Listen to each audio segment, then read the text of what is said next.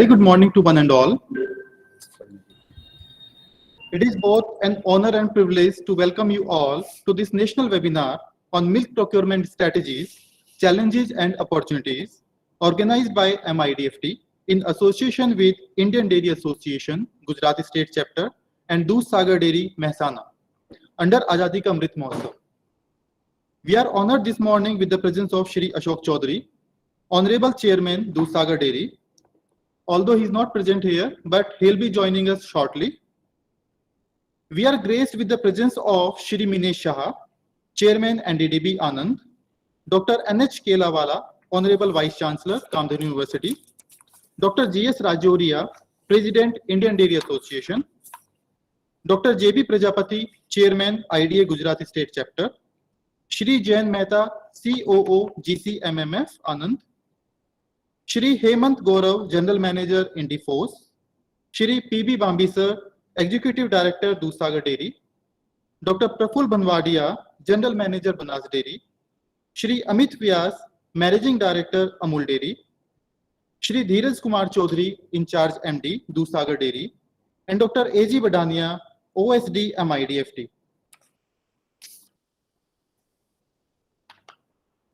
Before starting this program, we will have our traditional lamp lighting ceremony as a tribute to Ma Saraswati, the goddess of knowledge. I now request all the dignitaries to kindly light the lamp and symbolically inaugurate this program.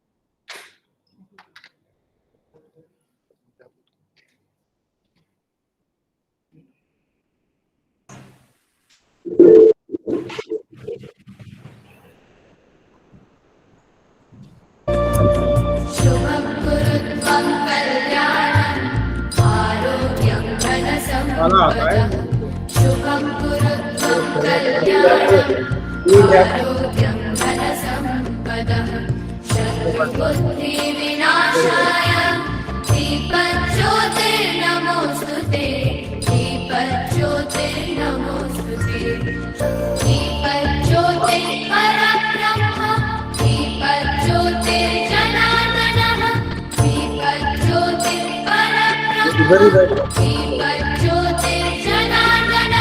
दीपो हरतु मे पापं सन्ध्यादीपनमोऽस्तुते ओ दीपब्रह्मरूपस्थं ज्योतिषां प्रभुरव्ययः ओ दीपब्रह्मरूपस्थं ज्योतिषां प्रभुरव्ययः आरोग्यं देहि पुत्रांश्च मतिं स्वच्छामि मे सदा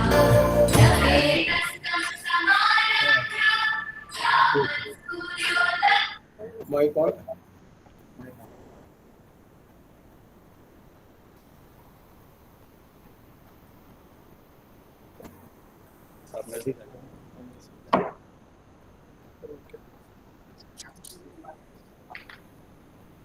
Thank you, sir. To begin this program, I feel privileged to invite Dr. D.A. Shukla, Principal and Dean, MIDFT, to deliver the welcome address. Sir, please. Good morning all. It is today indeed a pleasure and privilege to address and a welcome to all the dignitaries of the dairy fraternity.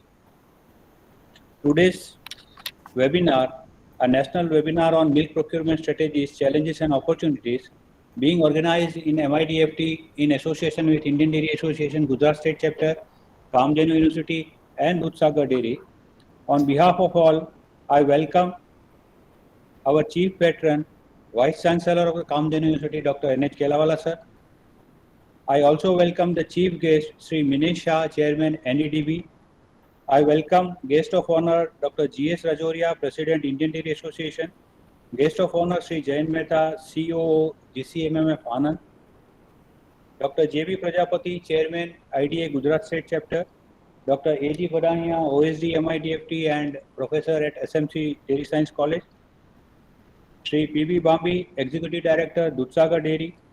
Shri Amit Vyas, Managing Director, Amul Dairy Anand.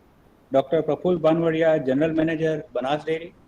Shri Hemant Gaurav, General Manager, IndiForce. Our own Managing Director, Shri Dheeraj Chaudhary sir. I also extend my warm welcome to all the participants joined from different organizations, from federations, NDDB officials, principals and deans of different dairy science colleges across India, and students and all other officers of the dairy cooperatives and private dairies. I am delighted to inform you all that MIDFT has been incepted in 2010 with a specific purpose by the initiative of Dudhsagar Dairy on the 3 pillars of knowledge, skills and attitude. In affiliation with Kamden University, it is running its education program in BTech Dairy Technology, Masters and PhDs, and also extends this knowledge consortia through various seminars, webinar like this, and memorial series is under the name of Sri Mansibhai Chaudhary. While doing series, this is another kind of our webinar that is on the milk procurement strategies. And today I am happy that all the stalwarts had joined, kindly accepted our invitation and has joined this webinar to discuss the matter. All we know that milk procurement is the chief and primary activity after production of the milk, and it has a very important root cause and impact on the processing and final product and then into the whole dairy supply chains. Challenges, now we know that the milk procurement has been diverse in all the states, not limited to the Gujarat, and all the unions have been expanding their activities of milk procurement so many states, and all this benefits to all different states and stakeholders outside. Being in diverse country, we have so many diverse challenges coming out, which we have an experience sharing from all these dairies, and each challenges will come up with newer opportunities. So today we have an eminent speaker in our inaugural sessions, as well as other legends, those who will be from the field of working on adulteration problem or procurement strategies like chilling center infrastructures, powers, and etc. So I am hopeful that during the half day of these deliberations, we will come out with the fruitful insight from the experience sharing from these dairies as well as other stakeholders. I extend my warm welcome once again to all and further hand over to Ankit for next invitations.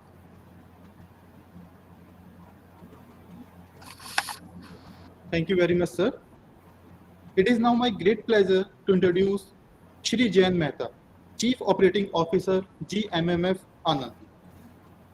Shri Jayan Mehta did his BBA from Vanijya Mahavidyalaya, Vallabh Vidyanagar, and PG Diploma from IRMA in 1991. Previously, he has worked in various roles as brand manager, group product manager, general manager in marketing function. In his career, he has received several awards such as IAA Leadership Award 2021, Marketer of the Year, Best CMO Award 2021, Powerful Influencer 2020, AMA Jidus Cadilla Marketing Man of the Year 2017, and many more. Sir, may I now request you to kindly address this august gathering. Over to you, sir. Good morning. Good morning, everyone. And, thank you for the kind words of introduction. I'm grateful to Dheeraj Bhai, Praveen Bhai, and Dr. Shukla for inviting me to this important webinar. Let me welcome all of you to this very important session under the presidentship of Shri Ashok Chaudhary, Chairman Mehsana Dairy. We're happy to have the chief guest, Shri Mehsana sir, Chairman NDDB. We have Dr. Kelawala, Rajodia sir, President IDA, Dr. JB Prajapati, and distinguished leaders from our 3 major district unions, Shri Amit Vyas ji, Dr. Praful Banavadia, and Pambi Sahib, along with Shri Hemant Gaurav, who will give us a very good insights into this important session. If you recall the journey of Amul for the last 75 years, when Amul was formed in 1946 with just 250 liters of milk, and today Amul itself is collecting close to 270 lakh liters of milk every day, which is about 10 billion liters of milk in a year, making it the 8th largest dairy company in the world. And India also has made a phenomenal journey over the last 7 decades. The Amul model got replicated first in Gujarat, then NDDB took it over to across the country, making India the largest producer of milk in the world. And today at 210 million metric tons, India is the largest producer of milk in the world. The number 2 country is half of our size. And more importantly, if India contributes today to about 22% of the total milk produced in the world, in the next 10 years, that's going to be close to 33%. So that is the kind of 1 in 3 glasses of milk in the world will be produced in India. And 2/3 of all the incremental milk the world is going to produce in the next 10 years is going to be from India. So if India is going to play such a very important role in the world, this seminar on having strategies of milk procurement is very, very important. And let me tell you, the deliberations that we'll have today, we will see the impact not only for this couple of years, but next 10 to 20 years down the line. So I'm congratulate MIDFT and the IDA for taking up a very important session today. And we will have deliberations from all the experts today to give a perspective on the direction which India is progressing. And of course, Amul being an integral part of the Indian dairy market will also lead this entire journey in the years to come.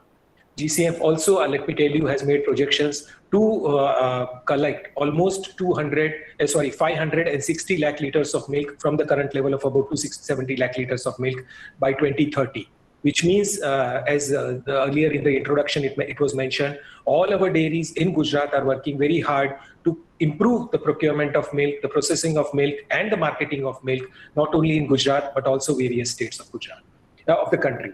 So this is why this subject becomes very, very important, and I'll be looking forward to hearing the views of our eminent panelists today to discuss about this. Having said this, let's also revisit some of the things which has contributed to this success story and growth in the past, so that we learn from what has happened in the past and take it on to the future. It may be, I was reading through the literature, and I was very happy to know that the 2x basis, I mean, what we have for cow milk formula pricing was first introduced in Mehsana Dudhsagar Dairy way back in 1972. So Motibai Chaudhary Sahab, the then chairman, took a great initiative to promote the cow milk and also pay a good price for cow milk, which has resulted into a tremendous growth of the dairy industry. In fact, it is said that while Dr. Kurian was opposed to cow milk, it is Motibai Chaudhary Sahib who said that cow milk will help our farmers to be a part of this dairy cooperative system. And he promoted that. Not only that, he got into breeding through BAIF, Manibai Desai of Urli Kanchan. And also you can see the Jagudan Cement Station, which was established way back in 1975. And that cement station today, I'm happy to say, is producing sex-sorted cement, and we are using more technologies like the embryo transfer technology, which I'm sure Mehsana Sahab will talk about, how NDDB is supporting the farmers by giving good quality embryos at just 5,000 to 6,000 rupees. And that's going to make a big dramatic change in the life of our rural communities. On this occasion, we should also remember that how the dairy industry was conceptualized and how cooperatives have become so successful. And I'll quote the words of Shri Motibai Chaudhary Sahib, namely જે પુસ્તક છે ઉત્તર ગુજરાતનો અનોખું મોતી, તેમાં આ વાત બહુ સરસ કહી છે. And if you give me permission, I'll speak in Gujarati for a few words, a few lines. He said that there are 5 Daridra Narayans, whom he said a dairy cooperative can help look after. And all his life he dedicated to the service of these 5 Daridra Narayan. So the first Daridra Narayan, in his words, was a landless labor. જે મજૂર છે, જે ખેતી, જેની પાસે જમીન નથી, ખેત મજૂર છે, આખો દિવસ દહાડી કરે છે, અને એના ભલા માટે કેવી રીતે ડેરી કામ કરે તેના પર તેમને કામ કર્યું. બીજું હતું સીમાંત ખેડૂત, a small and a marginal farmer. He may be a ખાતેદાર, he may have 2, 3, 4 vigas of land available with him, but it is not enough to take care of his resources, and that's where a dairy cooperative will come and help. The third was a Mahila Dudh Utpadak. The woman of a milk producer actually takes care of the dairy industry. She looks after the cow and buffaloes day in and day out, 24/7, 365 days. It is a very, very thankless job, but it is with her love, care and passion that the cattle is being reared and we get good quality of milk. And her role becomes very, very important. And I'm sure today he would be very happy to see that each of these Mahila milk producers are getting money in their bank account directly with the support of these dairy cooperatives. And he also emphasized the role of importance of looking after the widows. The વિધવા બહેનોને કેવી રીતે dairy સશક્તિકરણ કરી શકે, અને that was the agenda he had ever since those days, and you would be happy to see the progress which is being made by all these dairies. The fourth Daridra Narayan in his language was a Gopalak.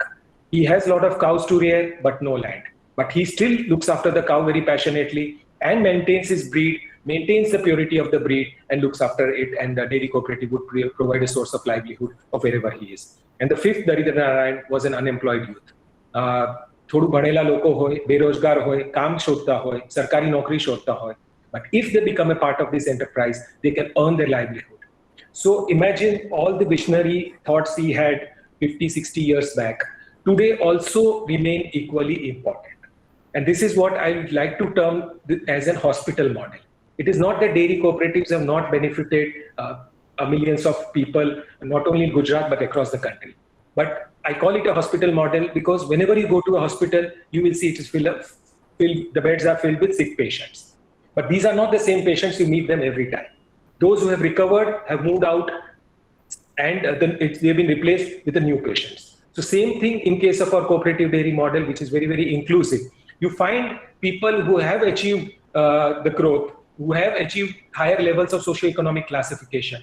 They have moved out of the dairy industry, and the cattle have moved to the lower strata, and more people are joining this to take care of their socio-economic growth. So dairy in India is not just a business. It's a source of livelihood for millions of people. More than 10 crore people depend on it for the livelihood. And that's why we, as an important stakeholder in the dairy industry, should look at creating a sustainable model and a procurement model and a collection model for all the small and marginal farmers that are there in our system. The landless, unemployed contribute to 2/3 of our total milk producers. But whatever process and technology that we deploy has to be kept, they have to be kept at the center of all the activities that we do in all our activities. Moving on to the procurement system part of it. Earlier, the entire model was collecting milk together. Gainu dudh aave, bhainsu dudh aave, you get cow and buffalo milk separately. You put it in this same BMC, and it is transported to the dairy cooperative, to union, and from it's processed into variety of products. Today, time has changed in which you can get a different price and a premium for cow milk. You can get a different price premium for buffalo milk. You can also get a different premium for, say, A2 cow milk. Okay, so our procurement systems will have to be dynamic. The sum of parts is greater than the whole. Okay, so a mixed milk may be valued less than individual value of cow milk, buffalo milk, or even an A2 cow milk. So with the dynamic procurement system, the dairy cooperative society, the farmer member, as well as the union and the brand can earn higher returns from the market today.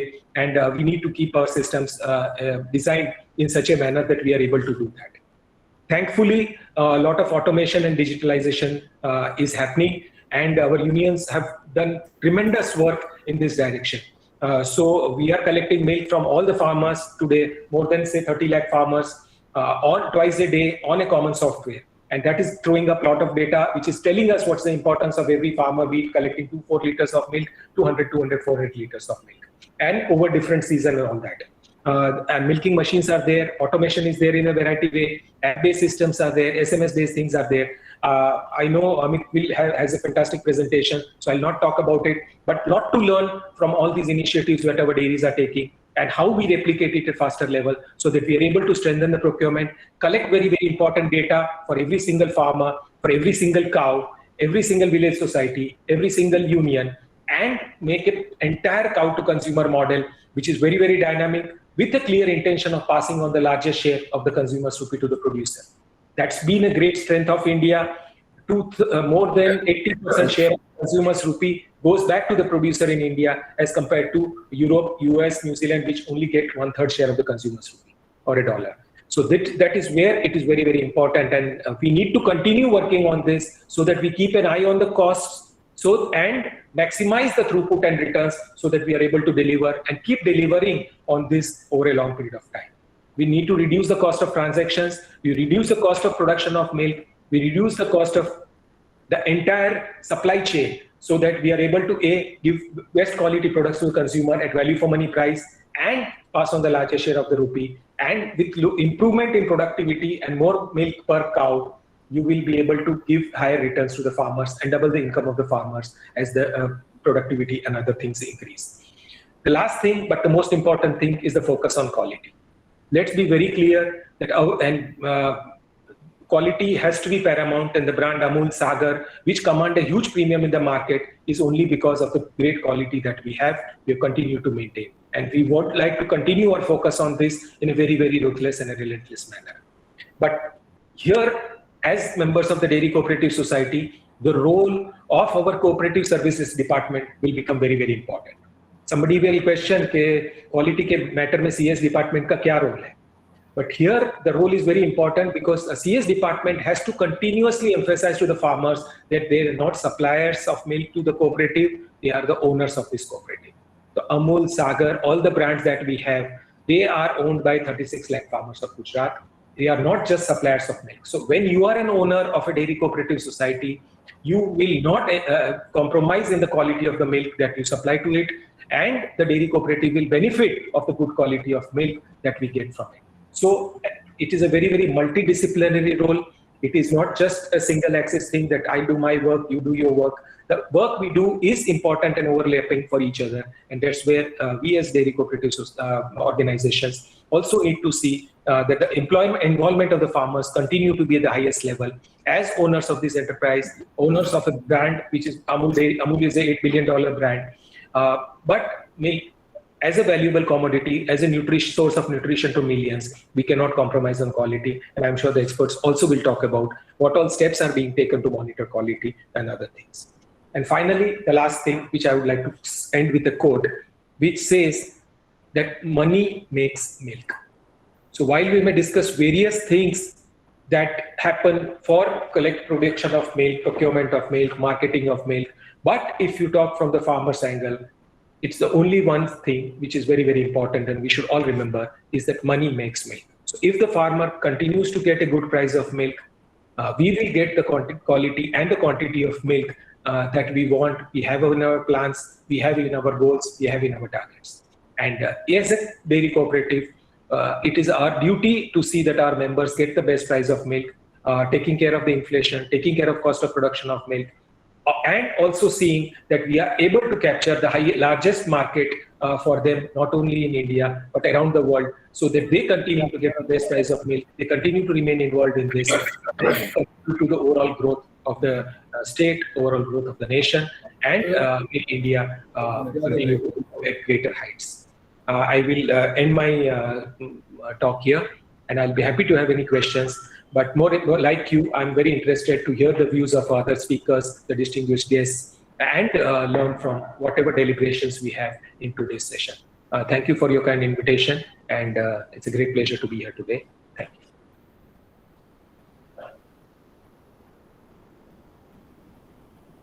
Thank you very much, sir. Thank you so much for sharing the current scenario and importance of dairy industry. You very well explained the quote, money is milk, and we are really very thank you for that. Your session was full of valuable information. Thank you once again. Now, we are highly privileged to have the seasoned scholar and academician per excellence, Professor G.S. Rajoria, President, Indian Dairy Association, among us as guest of honor. Professor G.S. Rajoria needs no further introduction. In his academic career, he has guided around 20 MSc and PhD students and published more than 250 research and review articles in different journals. He has received several awards such as Dairy Research Jubilee Award for Outstanding Dairy Scientist, Rishabh Shri Award for the Bharatiya Cattle Resource Development Foundation for developing technologies of traditional milk products, Gardner's Award of the Association of Food Scientists and Technologists, and many more.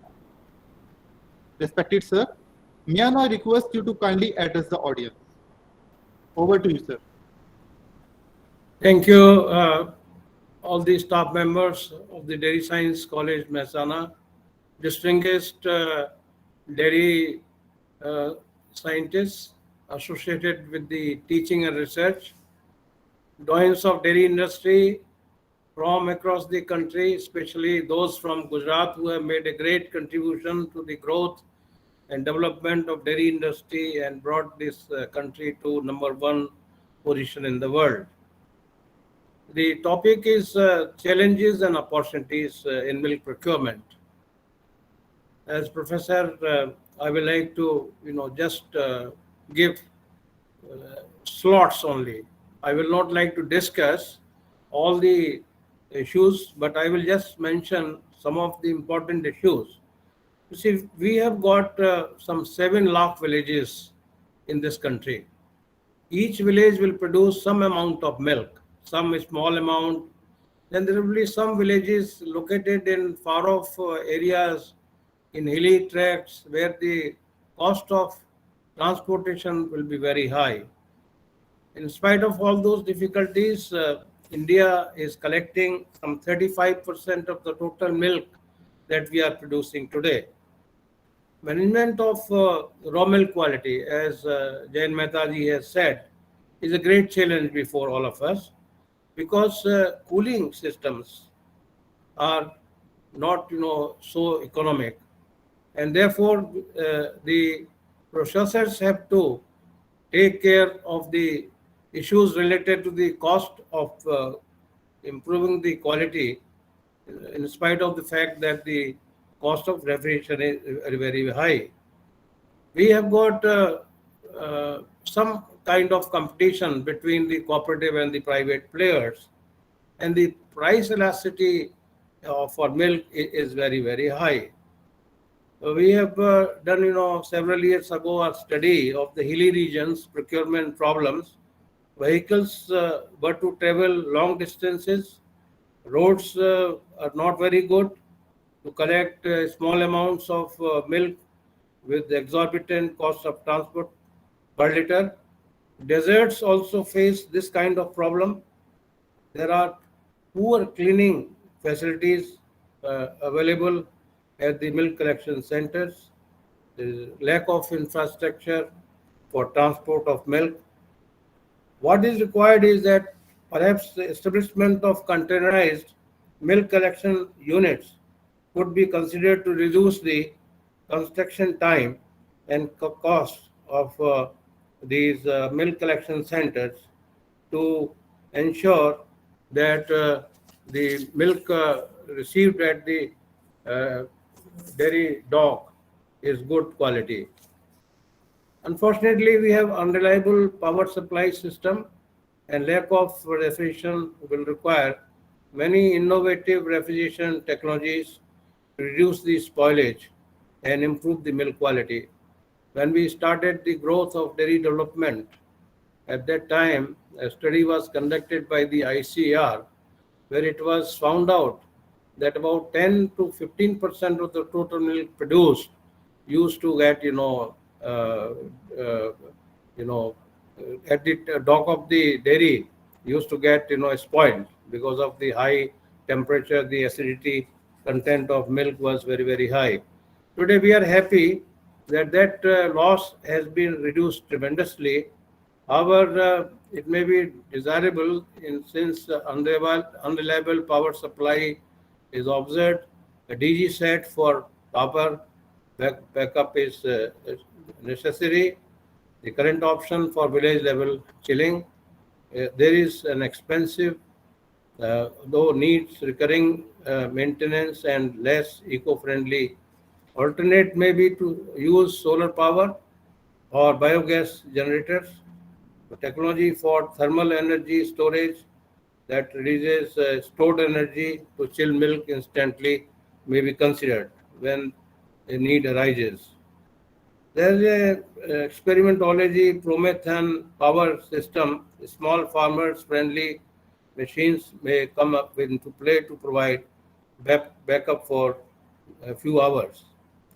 The sector faces problem of adulteration, problem of the presence of antibiotic residues, pesticides, aflatoxin M1, and there are large number of food safety issues with dairy industry trying to sort out and solve these problems. And the issue of aflatoxin M1 is related with the quality of feed that our milk producers give to the animals. So the Food Safety and Eastern Authority are working on this problem. And BIS also are now active on this issue, and hopefully in near future we'll have this problem identified, and the farmers will have to be trained in use of good quality feeds and fodders to feed the animals. Now this problem of the adulteration also is receiving great attention at the hands of the Food Safety and Standard Authority, and hopefully something will come out with the support of our organized dairy milk collection system to reduce the extent and quality extent of adulteration in milk and milk products.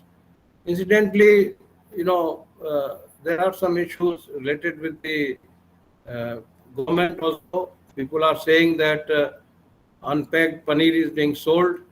It doesn't attract any GST, but once you pack the paneer, it attracts the GST. So we are now taking up this issue with the concerned Minister of Finance, and hopefully something will come out.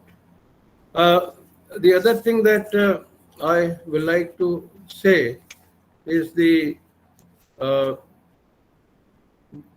growth rate of dairy industry is 6.5% per annum against the consumption of 4% as the human population is increasing. Now this will have to be considered whether there should be a relevant export policy for the extra milk that the country will be producing. We have to have some policies for tackling the agricultural uncertainties, as farmer will keep 2 to 5 animals for livelihood, providing great support during drought and floods. Dairying is not a seasonal occupation like agriculture. This outweighs the value of wheat and rice. Therefore, dairying must receive a lot of priority in agricultural policies of the Government of India and also of the states. The dairy, as Jain Mehtaji has said, generates a lot of employment. Some 80 million farmers, you are all aware, are engaged in dairy, and we should therefore try to give more impetus for the growth of dairy industry.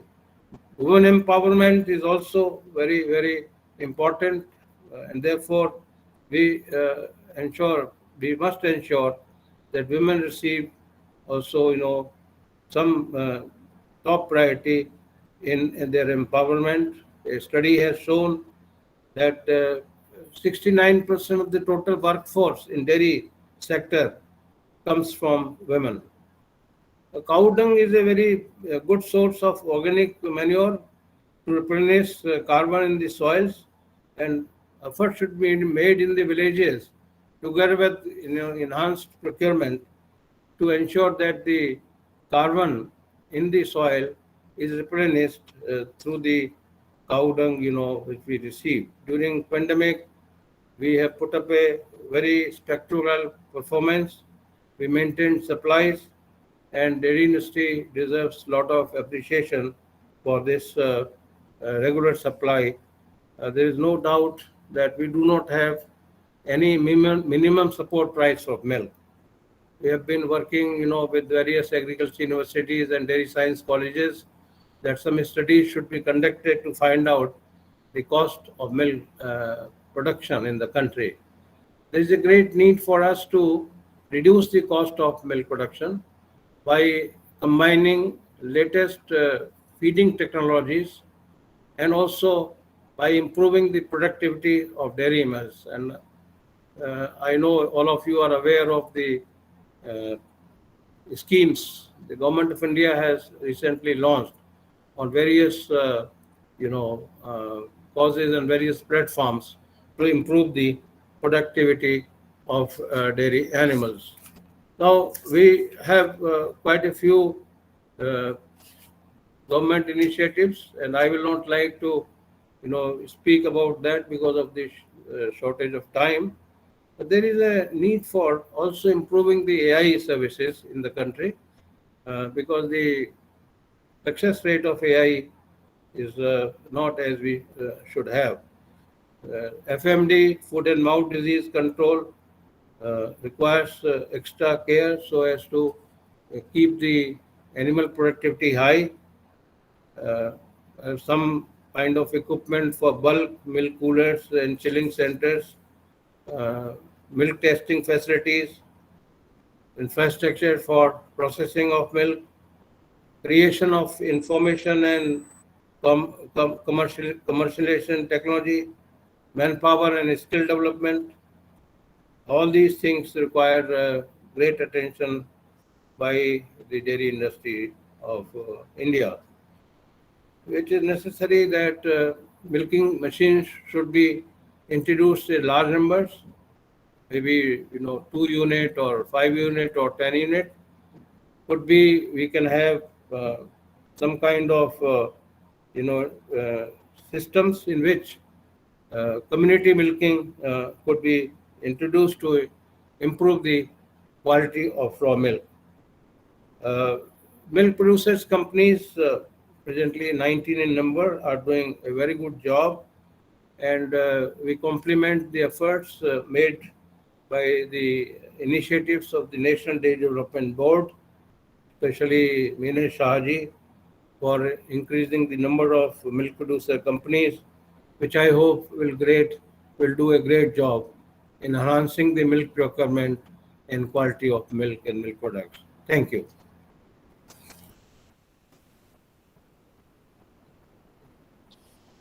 Thank you very much, sir. Thank you very much for sharing your thoughts and important issues in dairy industry, production, and procurement. I now welcome Dr. Vimal Ramani, Principal and Dean, Faculty of Dairy Sciences, Kamri University. He has joined us. And now, it is now my great pleasure to introduce Shri Minesh Shah, Chairman, NDDB, who is our chief guest for today.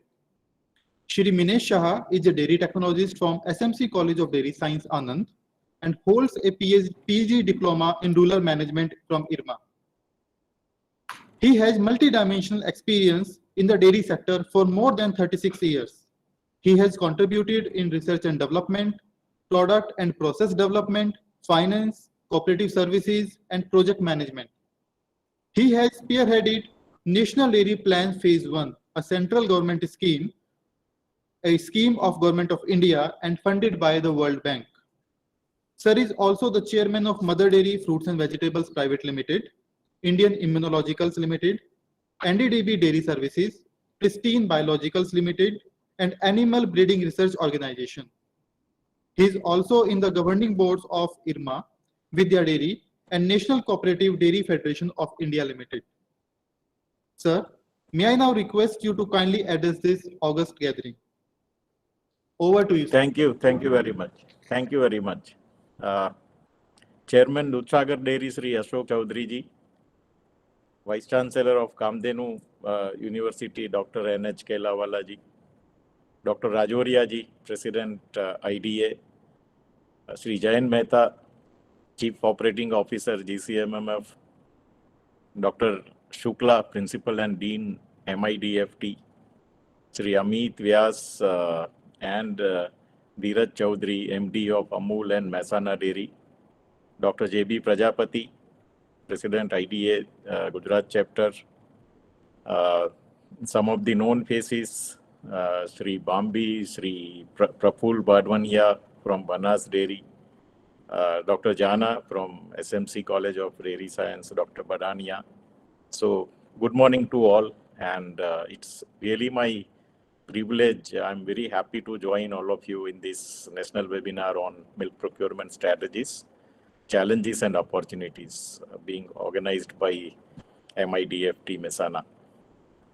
I think I would also like to congratulate MIDFT for selection of this topic for the webinar and bringing the focus back on, I think, one of the most significant pillars of, rather I should say, building block of the dairy industry, which is milk procurement. And procurement of fresh milk, I think, as Jain Bhai also told, is the most crucial element of dairy business and also a key for its economic efficiency and sustainability. Without sustainable milk procurement operations, I think we'll have a lot of difficulty in maintaining our business going forward. So if we look at the dairying scenario in various parts of our country, I think there are two broad sets of the factors which characterizes the milk procurement operations. The first is, I think, a very small relative size of individual dairy farms or enterprise, and they are highly fragmented. If you see the structure of milk production at the primary level, they are highly fragmented, unlike the we have seen in the developed countries. The average herd size, as Dr. Rajoria told, of our dairy farmer is just 2 to 5 animals, and it necessitates therefore pulling of milk if we have to achieve the economies of scale. The second factor which I would like to highlight is, I think, relating the nature of milk production itself and also the physical character of milk. We all know it's a perishable commodity, and it's very, very difficult to procure the milk on a large scale. So if we see, with the exception of egg, I think milk perhaps is the only agriculture commodity whose production is of the nature of a continuous process. The activity is continuous as against a batch process in many other agricultural crops. And if we see in terms of agriculture, I think milk is harvested twice daily with very little control over the rate of output. And also, there is I think the factor of annual seasonality, we all know, involving the lean period and, the flush periods. So both these factors, I think, it make milk procurement a really challenging activity. If you see from the point of view of the farmer, or from the point of view of the effective distribution, linking of production centers with marketing places, because we know the production centers are highly in the located in the rural areas, and against the marketing places, which are mostly in the cities. So milk handling at the farm or household level, milk collection centers, then transportation, chilling, reception of milk at dairy docks, all of these are very, very important aspects if we have to have efficiency in milk procurement going forward. And I think, as Janbhai told, Anand pattern of dairy cooperatives, they have played a very, very significant role in ensuring it by bringing together farmers, creation of farmers' own institutions, which are managed by professionals, and while doing so, putting in place necessary village level milk procurement and testing infrastructure. I think that was the key which we did under the Anand pattern of dairy cooperatives. And if we see our experience, I think it very clearly indicates that transparency and fairness in the transactions. I think this is very, very critical. Perhaps the only critical aspect which ensures success in procurement, because it generates the trust among milk producers. And when they trust the institution, I think they are more likely to remain loyal and become the long-term associate with the milk cooperatives. Therefore, either it was Operation Flood in the setting up of dairy cooperatives, for replicating Amul, or recently concluded National Dairy Plant, we have always placed a trust on the transparency and fairness in the operations, and supporting necessary installation of maybe hardware and software applications. Now we say digitization. So if we see, even in the Operation Flood area, NDDB helped Rajasthan Electronic Reel company to indigenize our electronic milk tester, so that we can easily fat at the village level societies in a very short time, because imported machines were very costly.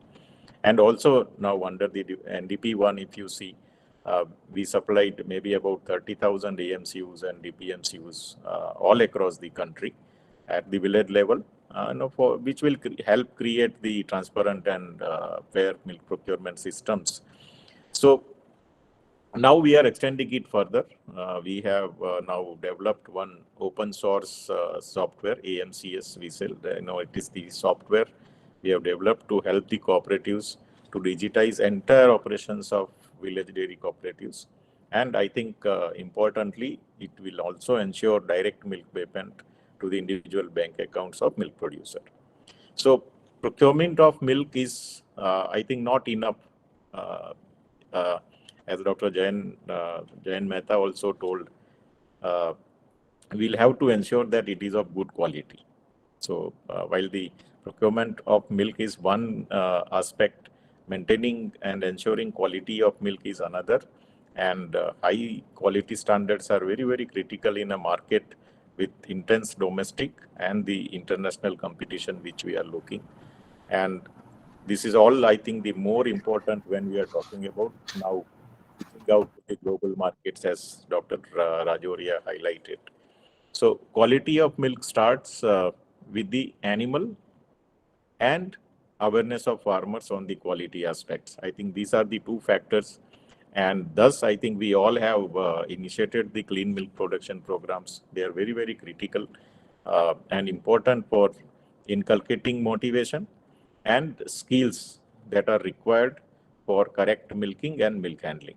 So we have to consider, I think, the clean milk production programs as more of a behavior change communication, as as we are widely maybe practicing in the social sciences, to motivate the producers or the farmers and also the cooperative societies for adoption of clean milk production programs. I think we need to have education and mass awareness campaigns. They can be continuously organized and supported by distribution of material like pamphlets, posters, booklets, even some audio visual materials. And NDTB is doing this training programs and some of the extension activities throughout the country. And then there is a area of equipments, like milk cans, bulk milk coolers, milk texturing instruments. We have seen lot of changes in all these equipments as we are progressing, and they are very, very critical for ensuring the quality of milk. Immediate chilling of milk after it is poured by the producer, I think, is one of the most important activity for ensuring the quality. And we have been now emphasizing on installation of bulk milk coolers. I think Gujarat, almost all the societies have now bulk milk cooler, and milk is chilled and coming from the village level to the dairy plant. Even outside Gujarat, again under NDP 1, we have almost established chilling capacity of 12.5 million kg per day. So that was under National Dairy Plan. The BMCs were supplied and they were installed. They are of appropriate sizes, and we also supported these BMCs, as a pilot for the use of data loggers. So which is which will help the cooperatives to better monitor the chilling operations, milk pooling from the societies, and also the energy usage of these bulk milk coolers. So quality of milk, I think, throughout the procurement supply cycle is very, very crucial if we have to meet the standards of milk quality. And some of the new initiatives like GPS trackers with appropriate environmental factors, like now we can have temperature, humidity, all can be monitored, and it will be very useful in ensuring the quality of milk beyond the collection point. So far we have reached the collection point, but what happens from the collection point to dairy plant, that also we can monitor. Some of the automated technology, I think there is a growing trend in our industry, and it will be very helpful in improving safety, quality, and profitability in the milk supply chain through proper monitoring and the process controls. So this was all on the procurement side, and I think apart from the procurement, one of the important area which both Dr. Rajoria and Jain Bhai highlighted is also the the productivity increase of the milk. And we also need to ensure that our farmers understand the importance of scientific management of animals and the effective use of their resources. And we all know summer season is very, very challenging for our industry as far as milk procurement is concerned. Heat stress is a very common occurrence in most parts of our country. Especially if you see April to September, I think there is a lot of heat stress, and our farmers suffer heavy economic losses due to reduced milk production, and also maybe because of suboptimal fertility, in that process. So heat stress can now be managed to a significant extent by adopting nutritional and management strategies, which will involve feed management, fodder management, some of the feed supplements, they are working very well, and better housing systems and cooling systems. So at the same time, I think we'll have to also ensure that our animals are healthy, and we get quality of milk only when we have the animals who are healthy.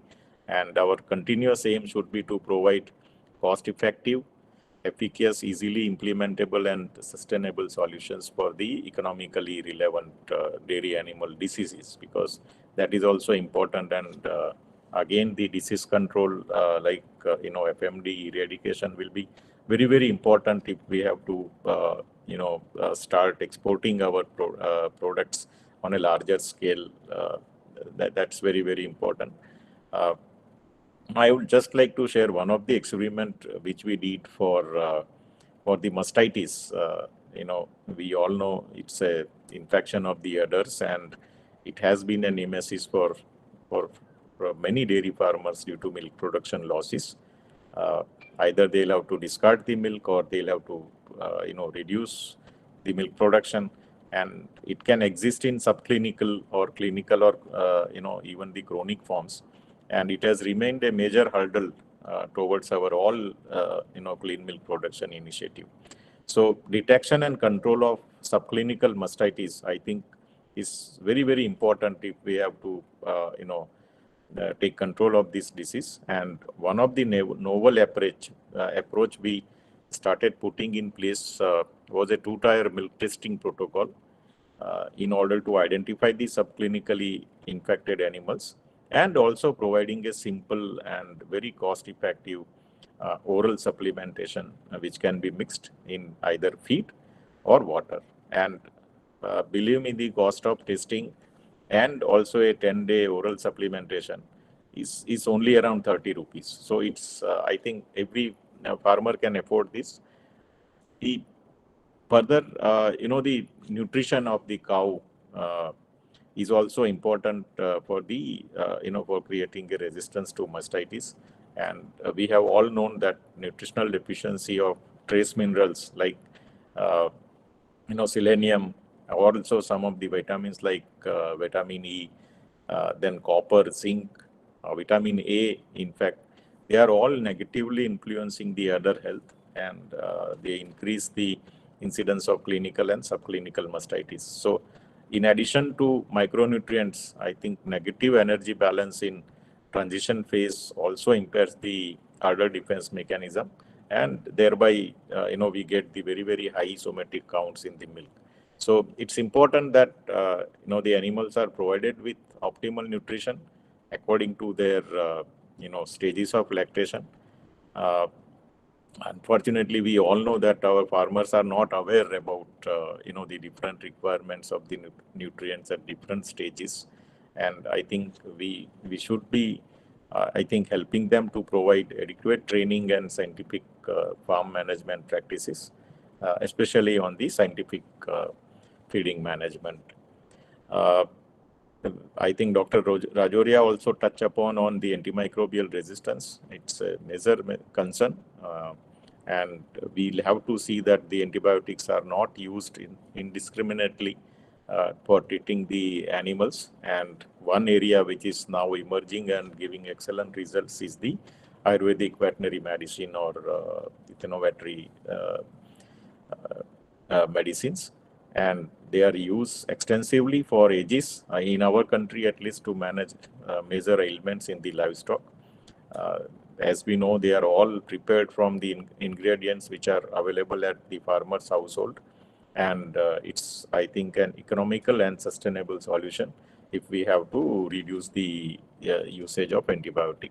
So, NDDB, we did carry out some of the trials for treating the mastitis in Sabarkantha Milk Union as a pilot, and the results were, excellent. We got excellent results, both for treating the mastitis, subclinical mastitis, and also if we see the total expenditure of Sabar Dairy, annual expenditure on the veterinary medicines got substantially reduced because of the usage of EVM or Ayurvedic medicines. So I'll just, I think about the breeding aspects. I think Dr. Jayan Mehta did spoke about some of the activities, or the schemes of Government of India which NDDB is implementing, which will help the productivity to increase from here, and also to sustain the growth rate of 6.5%, which we have in the milk production, against maybe less than 2% in the world.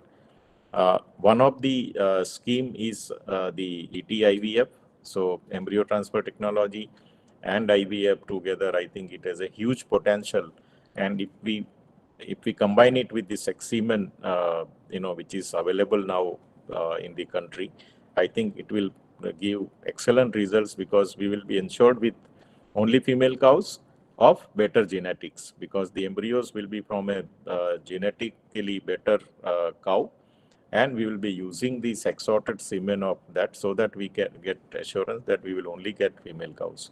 So this has a potential to, I think, even increase the milk production rate. The another scheme which is recently launched is the breed multiplication farms. So I know we are all seeing in our, I think, state, we are getting lot of animals from Punjab, Haryana, and in fact they are opening shops in some of the villages here in Gujarat. So the point is not that we should not buy the animals from there, but if we have a atmosphere or the state where we can have our own breed multiplication rather than importing animals from the other state, I think it can also help us to control the diseases, or also the local animals which be much better for the climate, and we get better productivity. So this breed multiplication farm scheme will have about 50%, not about 50% subsidy. Total subsidy is capped at 2 crore. So total investment can go up to 4 crores. We have estimated about 200 animals, and the infrastructure can be made in 4 crore rupees, of which 2 crores will be available as the subsidy, and NDDB will be routing the subsidy from Government of India to the entrepreneurs. So I think this is a good scheme, and all these schemes together has a potential to improve the productivity from here. And when the productivity will increase, I think farmers will be able to increase milk production by keeping fewer animals, without resorting to increase the herd size. So to boost the milk procurement in the country, I think, and also making it more remunerative to our farmers, I think the procurement strategies or the systems or the processes which we are adopting are to be scientifically designed and also implemented. And it should start from providing better input services supported by putting in place necessary village level infrastructure. And even beyond the milk procurement, we'll have to see the across the dairy value chain, all these innovative or cost-effective technologies or the solutions which are required. I think it's we all have to work together that they are put in place so that our sector is more efficient, effective, and sustainable. So at the end, I would say that for the dairying to remain an attractive livelihood option for our households, all of us have to work towards increasing the net incomes of small, dairy farmers. As Jayan Bhai told, money is milk. I think so. I think that we all have to understand, And this will require efforts aimed at development of efficient milk procurement systems, transportation networks, milk productivity enhancement activities, or even providing a market access to farmers, because we have still not reached all the villages in the country. And investment in the milk chilling, milk processing, and use of innovative technologies. So I am sure that this technical session and the panel discussions going forward during this webinar would bring about new learnings to all of us to take our dairy sector, further from here. Thank you very much. Thank you.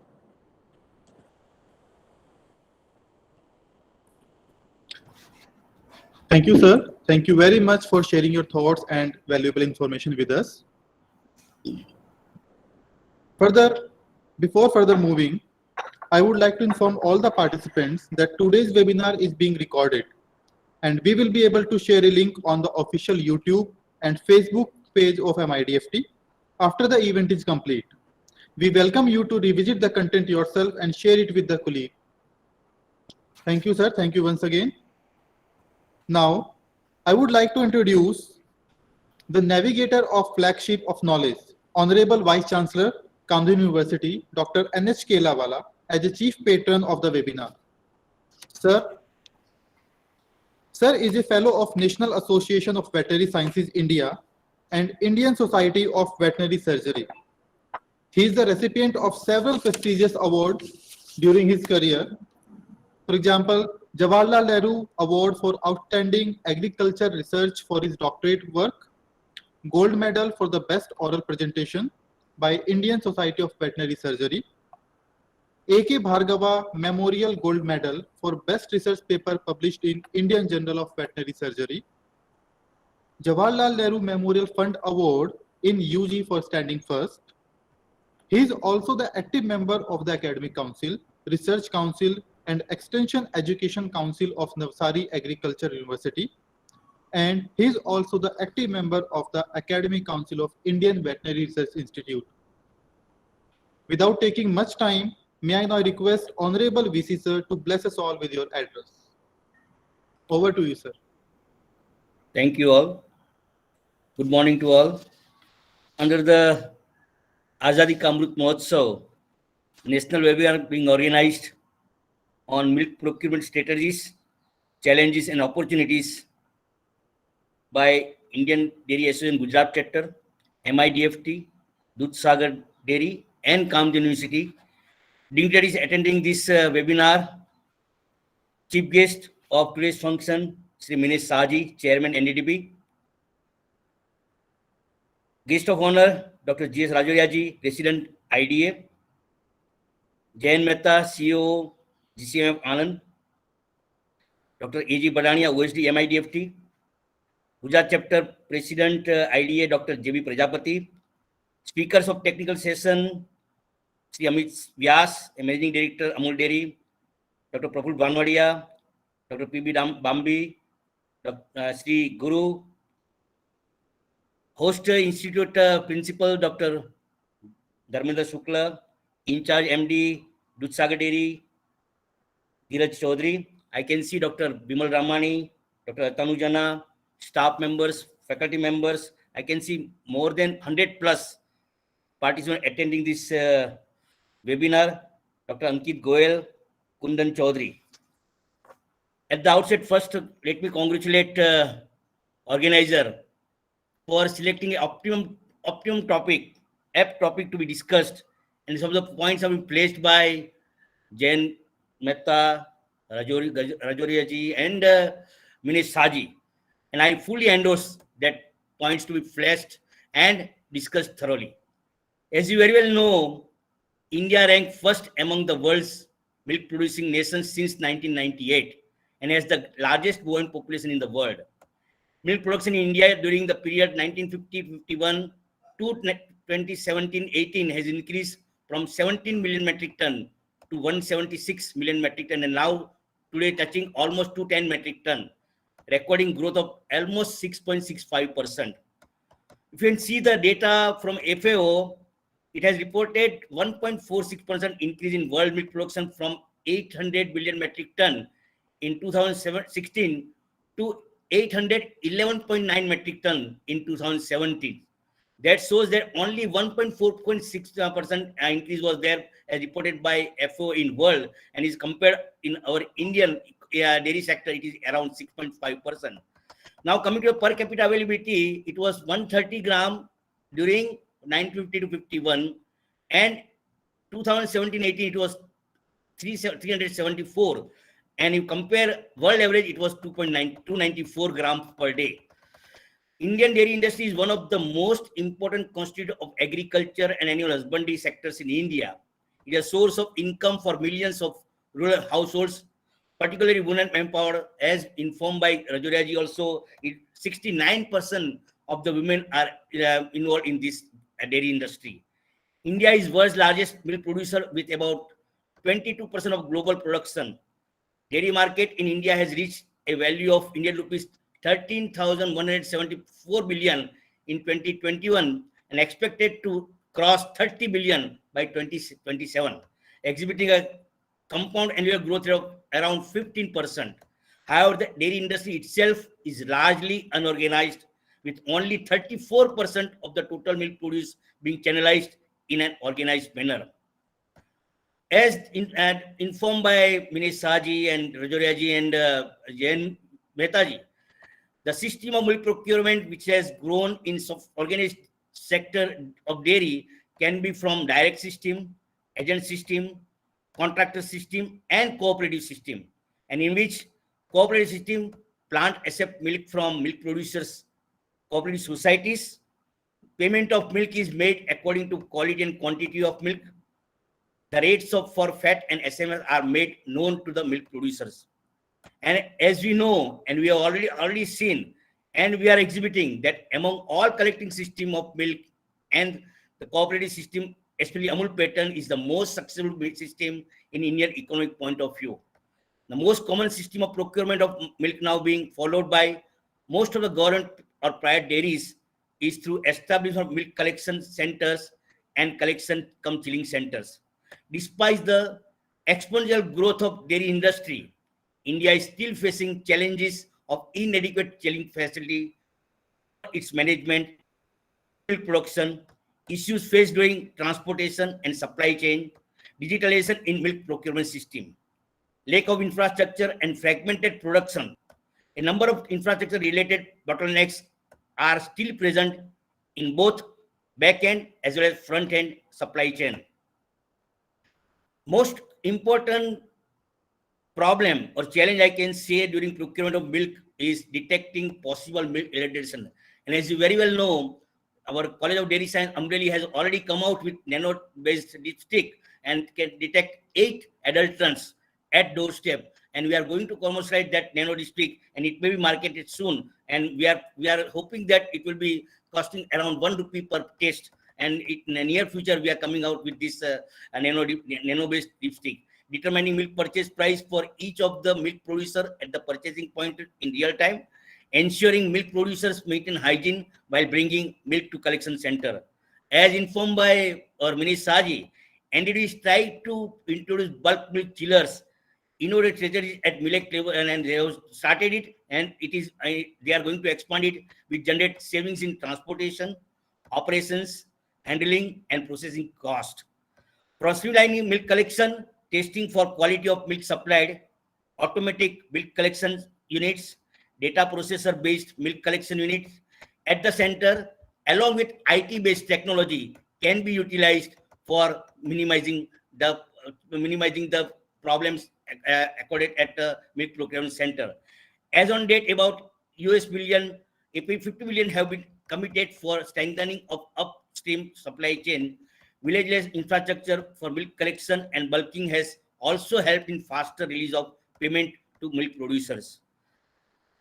Besides milk adulteration, there are some of the problems, and it has been already informed by ICMR that it is hazardous for the consumer and it may lead to cancer to consuming people.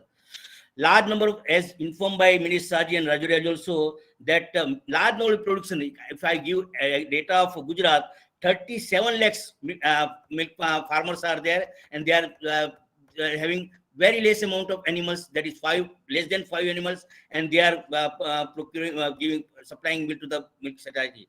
Unorganized supply chain, quality testing infrastructure and trained workforce, lack of cold chain infrastructure, unreliable power supply. That is the biggest problem. Suppose we are purchasing BMC, but we are having not 24 hours power supply, and due to that, can we think of solar based BMC so that we can rectify this problem? Then high cost of milk production, as you very well know, and we are understanding that our production, we are number one due to more number of animals.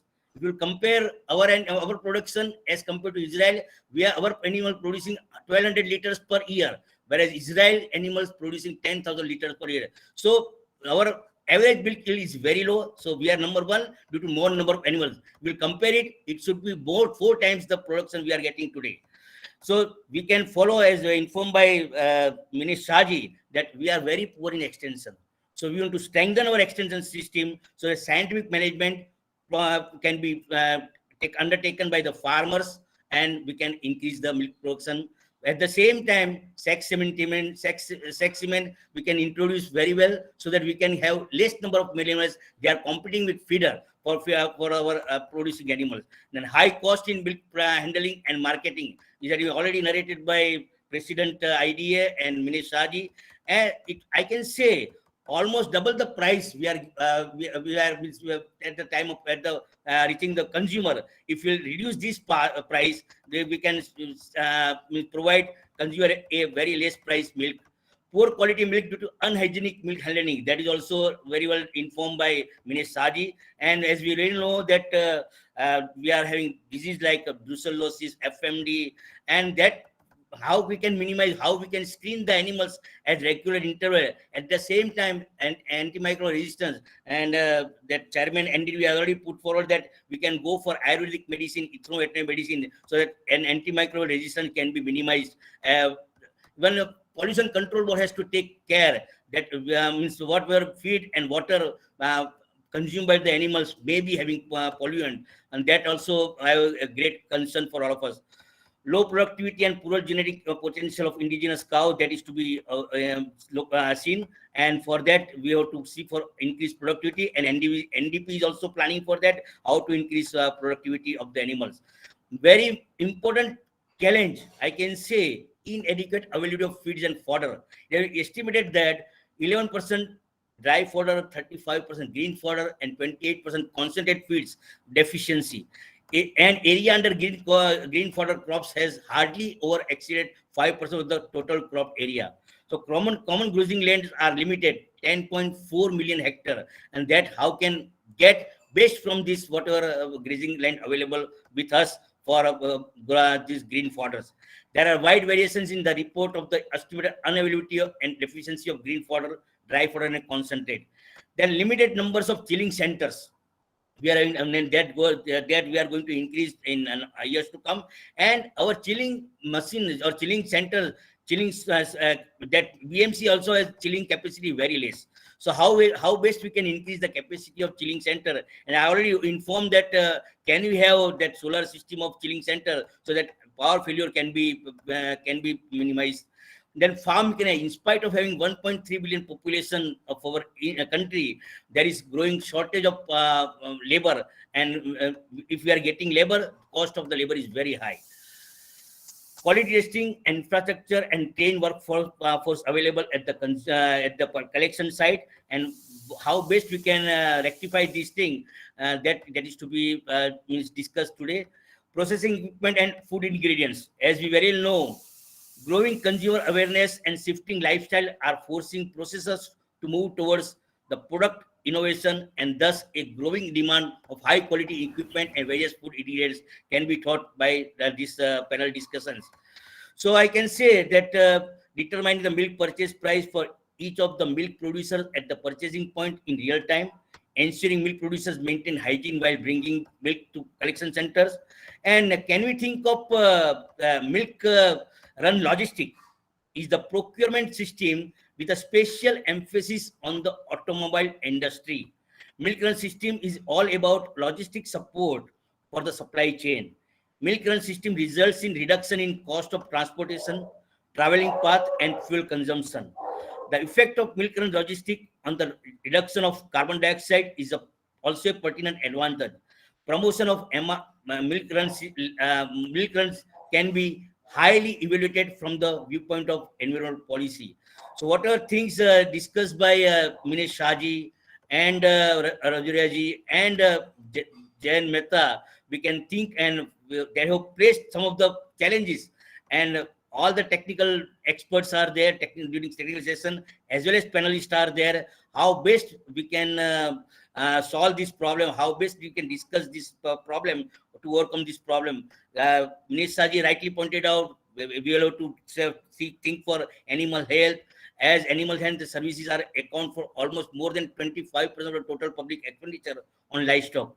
And regarding institutional credit, how best we can have institutional credit so that only 5% of livestock farmholders can access information on livestock technology. Market and value addition is also a thought process to be considered, so that our farmers get more value addition can be taken up.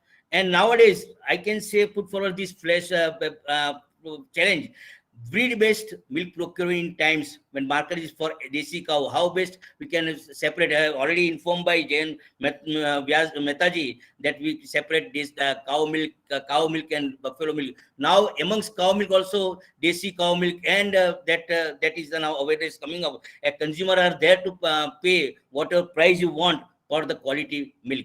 So now the A1, A2 concern is there. Cow and buffalo milk separation to be then. So that is to be taken up by this dairy industry. So very good topic has been chosen by organizers, and most of the challenges has been fleshed by all the speakers. So now it's a technical session, expert to solve out these challenges. How we can make it opportunities, so that in years to come we can provide a safer milk to the consumer at economical price. So once again, I thankful to the organizer for giving me opportunity to share my thoughts with all of you. Thank you very much.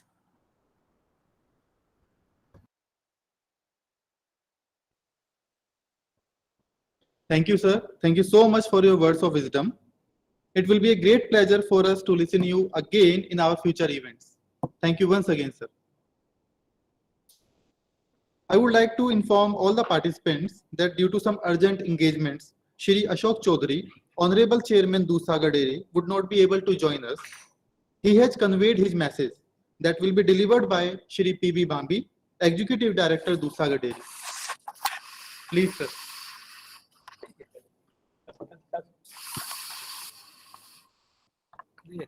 Good morning, everyone.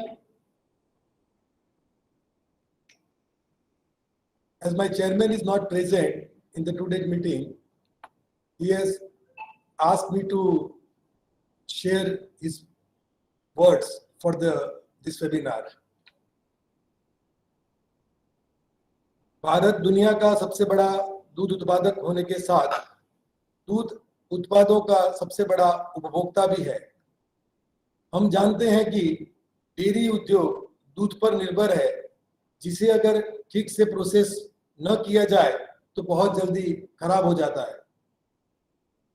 निरंतर कृषि गतिविधियों और दूध की कीमतों में स्थिरता के कारण कोरोना महामारी के दौरान भी दूध की खरीद में लगभग 14% की वृद्धि हुई है।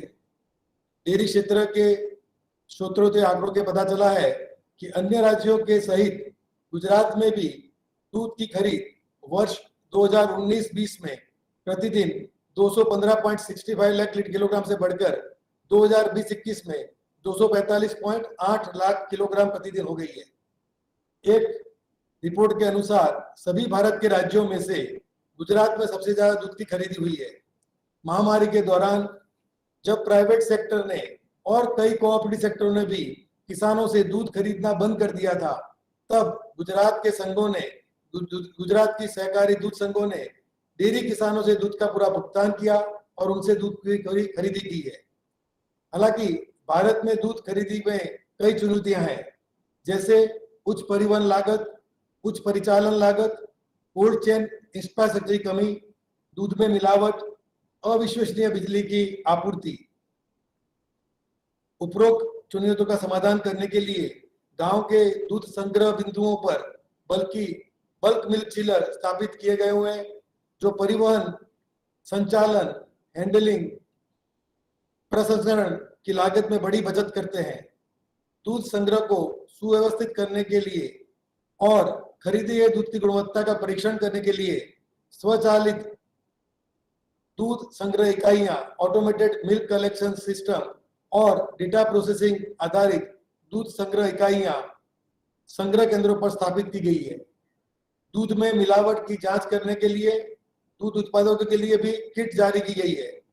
दूध संग्रह केंद्रों पर लाए गए दूध में स्वच्छता सुनिश्चित करने के लिए उत्पादकों को मिल्क कैन उपलब्ध कराए जाते हैं। उनको क्लीन मिल्क प्रोडक्शन के बारे में जानकारी दी जाती है। हालांकि ऊपर बताई गई सभी सुविधाओं केंद्रीय सरकार की एक scheme national dairy plan phase 1 के अंतर्गत प्रदान की गई है, परंतु राष्ट्रीय स्तर पर दूध की खरीद में जो समस्या है उनको निपटने के लिए इस स्कीम को और तेज गति से पूर्ण रूप में अमल करना आवश्यकता है। इसके लिए दूध उत्पादकों को और जो भी लोग इस व्यवसाय में जुड़े हैं उनको जागृत करने की बहुत जरूरी आवश्यकता है। हम सब इस तरफ सेमिनार, वेबिनार, वर्कशॉप, कॉन्फ्रेंस के माध्यम से इसे अच्छी तरह एक दूसरे में आदान प्रदान कर सकते हैं और किसानों के लिए इसको इम्प्लीमेंट कर सकते हैं। आज के इस वेबिनार के माध्यम से सभी श्रोताओं को दूध की खरीद के बाद क्या क्या समस्याएं आती हैं और उसका क्या निवारण कर सकते हैं, इसके बारे में जानकारी प्राप्त होगी। दूसरा डेयरी मेहसाना भी अमूल फूड कंपनी की प्रभारी कंपनी है। गुजरात में जो दूध प्राप्ति होता है उसमें से गुजरात के जो संघ द्वारा दूध के संकलन होता है उसमें से 52% संकलन उत्तर गुजरात की 3 इकाइयां कर रही है। साबर डेयरी, बनास डेयरी और दूसरा डेयरी मिलके अमूल फेडरेशन का जो टोटल कलेक्शन है वो 52% लोग यहाँ पे दूध इकट्ठा कर रहे हैं। दूसरा डेयरी भी इसका प्रतिशत 10% दूध इकट्ठा कर रही है। तो हमारे यहाँ पे भी यह सब चीजें हम लागू करेंगे ताकि हमारा भी कॉस्ट ऑफ प्रोडक्शन कम आ सके। धन्यवाद।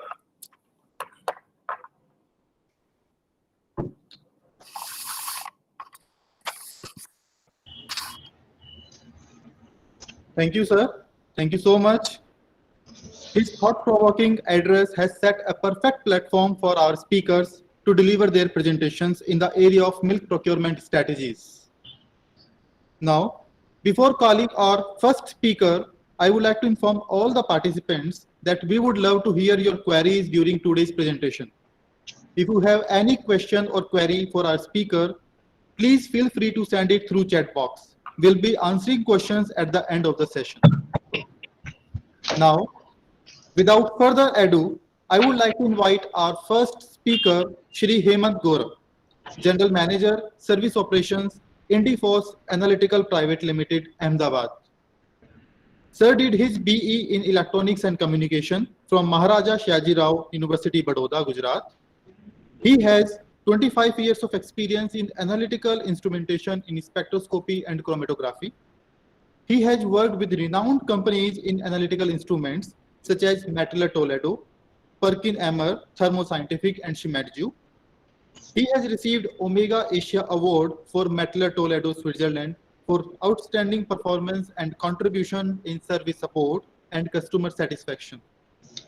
Sir, I invite you to deliver the lecture on recent advances in detection of milk adulteration. Over to you, sir. Thank you very much for nice introductions. Good morning, everyone, and welcome to my presentations. It's an honor to have the opportunity to address such a distinguished audience. I would like to take this opportunity to talk about the recent advances in the detection of the milk adulterations. Just a minute, I will share my screen.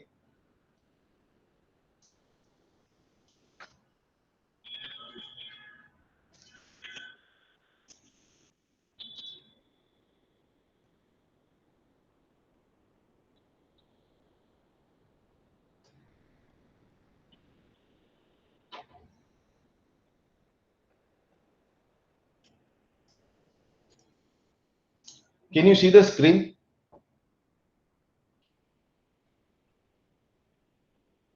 Hello. Yes, sir. Yes, sir. It is visible, sir.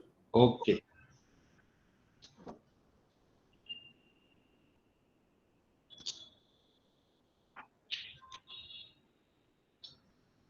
So as I said, my focus will be on recent advances in the detection of milk adulteration, right? All of us know, despite of the exponential growth of the dairy industry, India is still facing challenges of the poor milk quality. Quality of the milk plays a major role in dairy industries, and therefore procuring good quality of milk is a big challenge for the procurement department. We all know the challenges are like unorganized supply chain, animal feed and fodder, hygiene conditions and animal health, lack of cold chain infrastructures, power availability, data deficiency, quality testing infrastructures and trained workforce, adulterations of milk, detection of possible adulterant in milk. I shall discuss on how to address and overcome the last two challenges associated with the milk adulteration.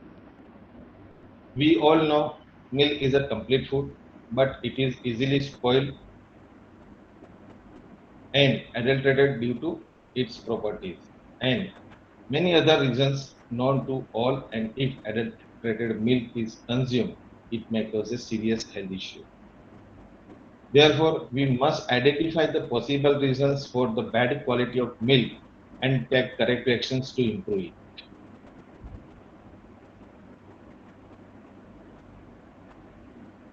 Few factors affecting the quality of milk are, we all know, but I will just refresh it again. Addition of edible adulterants, addition of preservatives and neutralizers, milk residues, bacteria, and zoonotic cells. These are the major factors affecting the quality of the milk.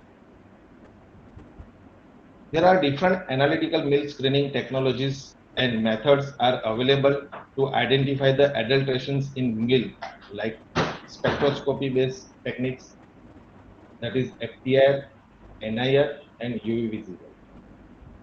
Another technique is flow cytometry technique. Normally it is used for the bacterial load counts and zoonotic cell counts. Chromatographic based techniques like GC, GCMS, LCMS, and MS. These are the techniques available. These are the latest, very old techniques, but now dairy started utilizing in our segment. Earlier, this all the products like FTR, NR, UV and chromatography utilized for the pharma industries and petrochemical industries. But I feel now in a dairy also it plays a very important role.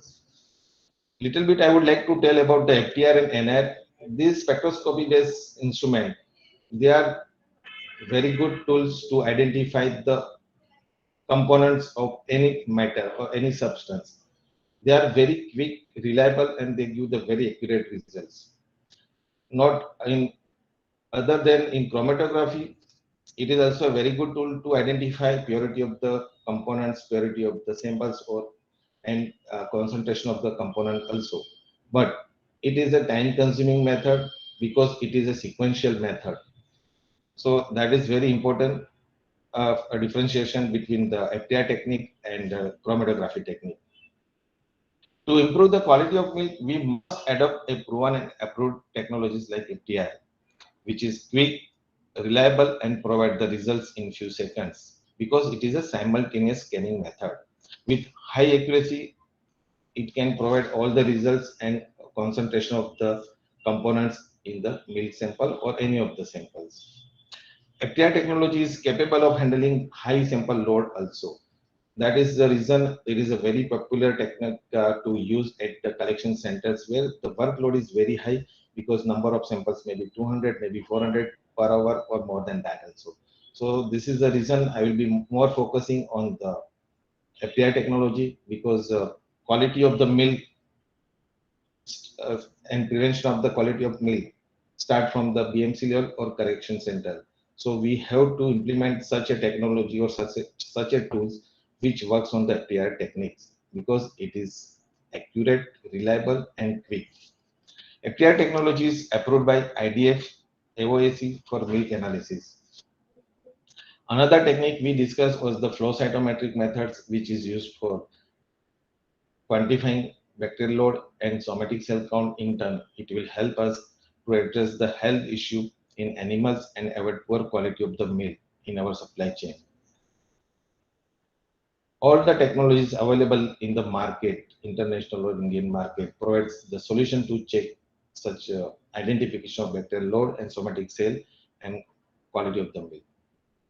Here, I will be focusing more on the FTR technology because it plays a vital role in preventing and improving the quality of milk. Now, before going further, I would like to discuss on FTR because to understand FTR is very important. We must know the technology which we use daily. This will help us to understand how milk components and adulterants are identified and quantified. So, all of us know sun is a source of electromagnetic radiations. When it passes through the prism, we get the electromagnetic spectrum, and in that visible range, we can see with the eyes, and other radiations of the electromagnetic cannot be seen with eyes. So, what is spectroscopy? Spectroscopy is the study of the way in which the material interact with the electromagnetic radiations. So, this is the range of the electromagnetic spectrum that starts from the radio waves, microwaves, far IR, mid IR, near IR, visible, and up to cosmic rays. Out of this electromagnetic spectrum, we utilize the mid infrared MIR for our FTI technology. It ranges from 400 centimeters to 4000 centimeter universe. This is the block diagram of FTIR. It contains IR source, interferometer unit, sample chamber, detector, electric system, and computer for software process and data process. This system FTR works on the Lambert-Beer's law. Here, IR source is capable of radiating 9,000 frequencies. That means our instrument, FTR kind of instrument, can detect 9,000 components in any of the substance which absorb IR radiation. These frequencies passes through the interferometer unit. This is a modulating device. All 9,000 frequencies are modulated, and we get a single interferogram, and that is passes through the sample chamber where any kind of liquid samples will be flowing, like milk. In our case, milk contains all the components, maybe pure components like fat, SNA, protein, and others, and also adulterants like sucrose, maltose, ammonium sulfate. Anything contains in this sample chamber will interact with the IR radiation, and based on the frequency of the vibration of the molecules, it will be absorbed and generate a spectrum. And then it will pass to detector. Detector will detect the energy levels of the IR radiation and also identify the frequency. Based on the frequency, it will give the qualitative and quantitative analysis, and it will be processed to the software, and we will get the spectrum. This is more simplified version of the same block diagram where milk in and milk out is shown. Interferogram is reacting with the milk sample components, and then we get the peaks, and we get the qualification and quantification of the components of the milk.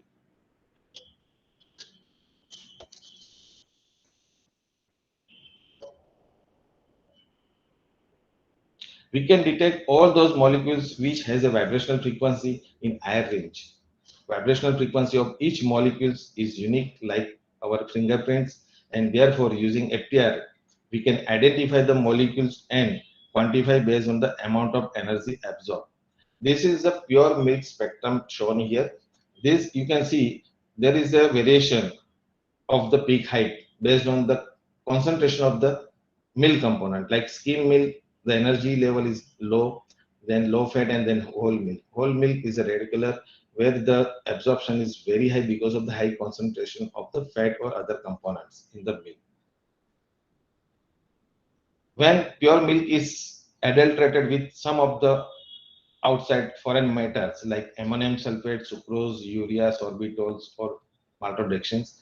These are also molecules. They have also their unique vibrational frequency.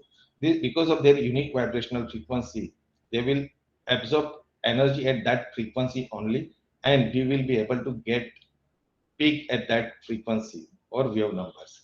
So this is the just adulterated milk scanned by instrument FTR, and we get the spectrum like this, and then software gets analyze it and then display what is that component and how much that component present in the milk. So all of us know that any of the instrument, analytical instrument or any kind of instrument, if it has to work perfect or give perfect result, then calibration is very important part, and reference values are very important part, because result given by the instrument will depend on the reference values and calibration done. So we need to create a calibration for each component to be identified and quantified by using FTI. Therefore, calibration of milk parameter plays a vital role in the identifying and quantifying the milk components and adulterants.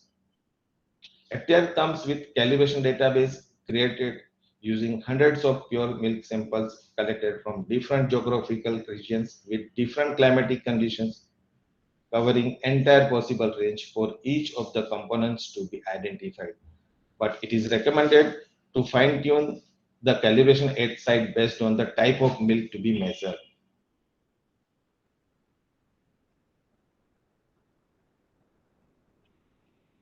So till now we discussed on the challenges, methods available, brief on FTR technology, calibration database and its importance. Now I shall talk on recent development, advancement in detection of the milk adulterations. And we will also discuss how this advancement in detection of milk adulteration will be beneficial to all of us. Initially, only 5 targeted, means non-adulterants, were identified by milkoscreen, and rest of the adulterants were mentioned as abnormal. Over period, people started adding the new adulterant in the milk, which are other than non-targeted adulterants, and it was a challenge to detect it at collection center. To overcome this challenge, plus based on the market regulatory demands to identify more number of adulterants, we have developed dynamic adulteration package module for milkoscreen, in which we can identify more number of adulterants. Using dynamic adulteration package, we can identify 14 adulteration with better limit of detections to improve the quality of milk at collection center and take corrective actions based on the type of adulteration detected. Here is a summary of the dynamic adulteration package, which contains water, sodium carbonate, sodium bicarbonate, sodium citrate, formaldehyde, sodium hydroxide, sorbitol, glucose, maltose, melamine, urea, sucrose, maltodextrin, and ammonium sulfate. You can see here there is a package-wise identification. This is done just to improve the detection level, means better limit of detections. We can detect much better low level adulterations also in milk, and to isolate the interference of the each other of the same family components or molecules. FORCE will also develop more and more calibration for new adulterations as per requirement, milk industries, and add in the dynamic package in the near future. FOSS is also developing the remote control software, which will be big step towards the online monitoring of the milkoscreen at milk collection center. This will help to control the milk manipulations and adulterations, and it will help procurement team. And based on this remote monitoring, procurement team will be able to take corrective actions in real time, as all details will be available on remote desktop, like serial numbers, BMC name, or chilling center name. Using remote access and control of milkoscreen, customer can change the calibration, change the dynamic package. They can get the alerts on specific adulterant. They They can change the password of the machine. They can access result log and service log, and they can upgrade the software from the remote locations.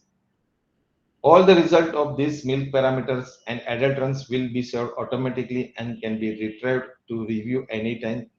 All data, whatever we analyze at collection center through the machine, are saved in the memory or at cloud or at remote locations, and it can be analyzed anytime.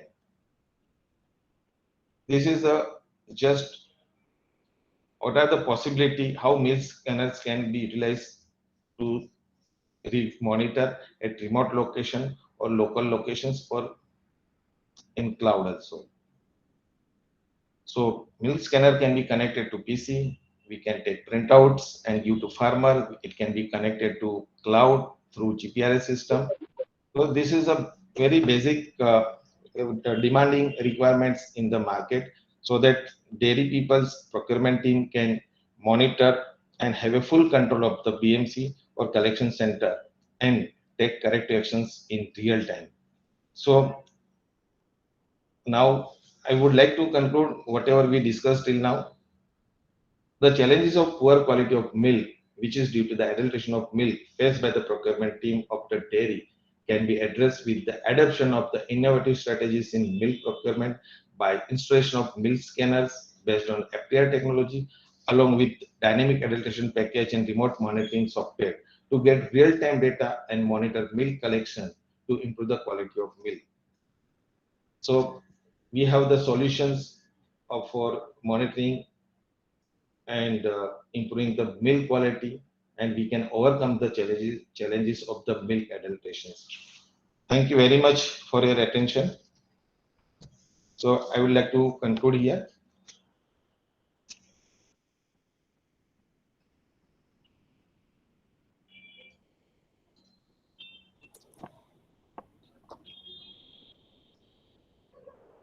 Thank you very much, sir. Thank you so much for detailed discussion on the FTR technology, I think, which is a recent and a most advanced technology for the detection of milk adulteration. Right. Now, next, I'm glad to inform you that our next presentation will be made by Shri P.B. Bhambi, sir, Executive Director, Dudhsagar Dairy.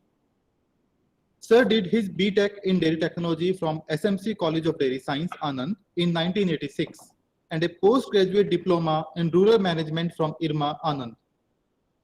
He has more than 36 years of multidimensional experience in dairy production, process development, sales and marketing, project management, and milk procurement. He has handled a state-of-the-art greenfield dairy project of 10 lakh liter per day milk processing plant worth 100 crores at Manesar of Mehsana Union independently. He was selected to attend the quality management program at Yokohama, Japan in 1998. Currently, he is handling operations of Dudhsagar Dairy Mehsana, Doodh Mansagar Dairy Manesar, Doodh Moti Sagar Dairy Daruheda, milk procurement operations and leased plant operations outside Gujarat of Dudhsagar Dairy Mehsana. Without taking much time, I would like to invite Shri P.B. Bhambi to deliver the lecture on major challenges in milk procurement. Sir, please. Thank you very much. I welcome Shri Mehsana sir, Chief Guest of the webinar and Chairman NDDB. Shri Dr. N.H. Kelawala sir, Chief Patron, Honorable Vice Chancellor of Kamdenu University. Dr. G.S. Rajoria sir, President of Indian Dairy Association. I welcome Shri Jayan sir, Chief Operating Officer, Gujarat Cooperative Milk Marketing Federation, Anand. My teacher and guru, Dr. J.B. Prajapati sir and Dr. Vadhania sir, in this presentation. I welcome all co-participants also, Amit Bhai, Dr. Bhanwadia, and Hemant Gauravji also.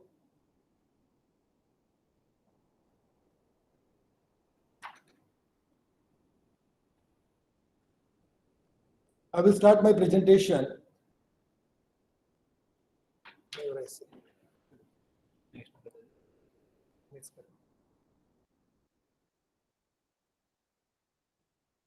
You all are aware, first, you all are aware that India is enjoying the legacy of #1 position for the last 25 years.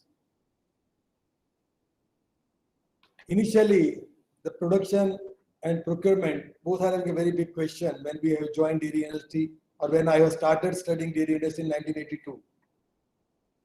Over a period of time, so many things has happened, and this is the result which we are observing today, which we are seeing today. Most of the colleagues who are attending this seminar may or may not be aware. It's basically a scarcity to surplus situation. In the year 1980s, if we see, in Delhi like metros or Calcutta metros, there was a scarcity of milk. No milk was available in summer season. People cannot use paneer or barfi in summer season particularly. They were getting penalized also. There were milk card issued by Delhi Milk Scheme and Mother Dairy Delhi also. Availability of milk was a real question that particular time. People are not getting requisite quantity of milk for their daily uses. In the world scenario, we have become #1 about 25 years back. We contribute to 23% of our world milk production, and next to us is United States. They contribute to 11% of the world milk production. So the situation is like this. We are going to enjoy this privilege, this legacy for time to come. So it's really a journey of scarcity to surplus.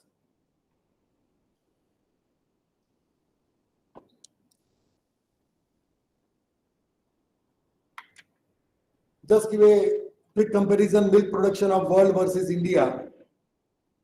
In the year 1980, 7% of the milk was produced in India compared to the world milk production. This data is in million tons.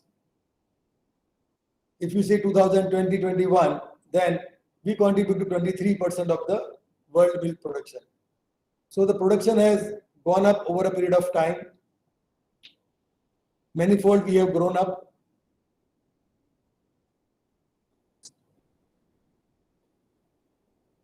This is the data from annual report of DHD.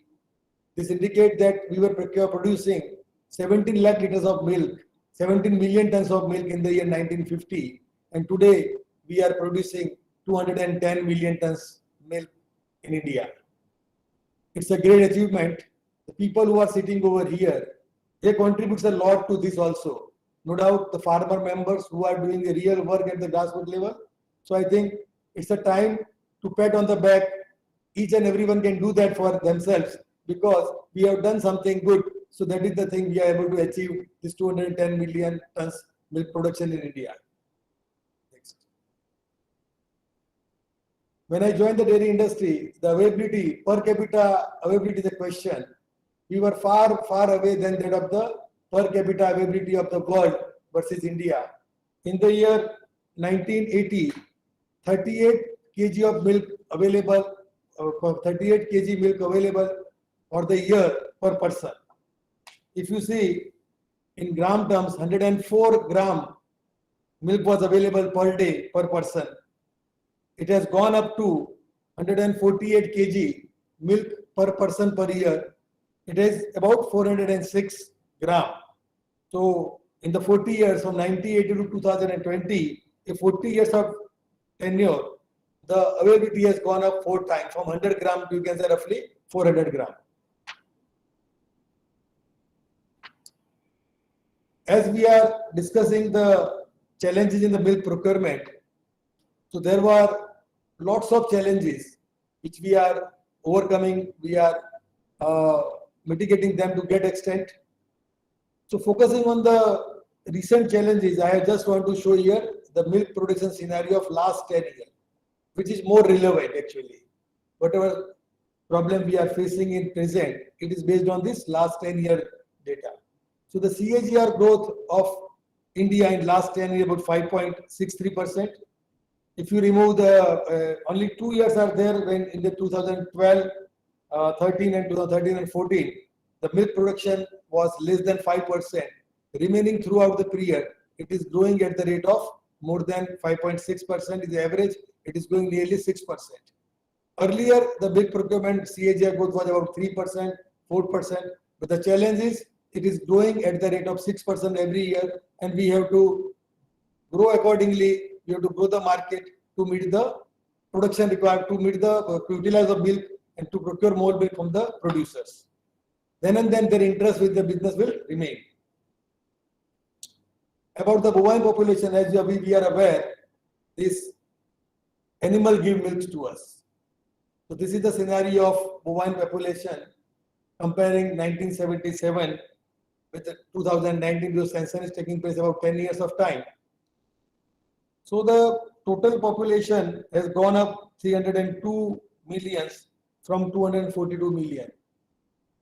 Versus the production, if you see, we are going too high. So productivity, which was generally discussed, the productivity is a question. I think we are able to do something in this.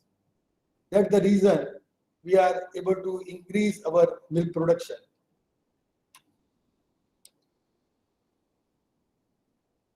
This is also idea that whatever milk producing, whatever quantity of milk we are producing in India, 3% is from the exotic cow, 28% from crossbreed, 20% from the indigenous and non-descriptive cows, and 45% is from indigenous non-descriptive buffaloes. 3% milk is from goat.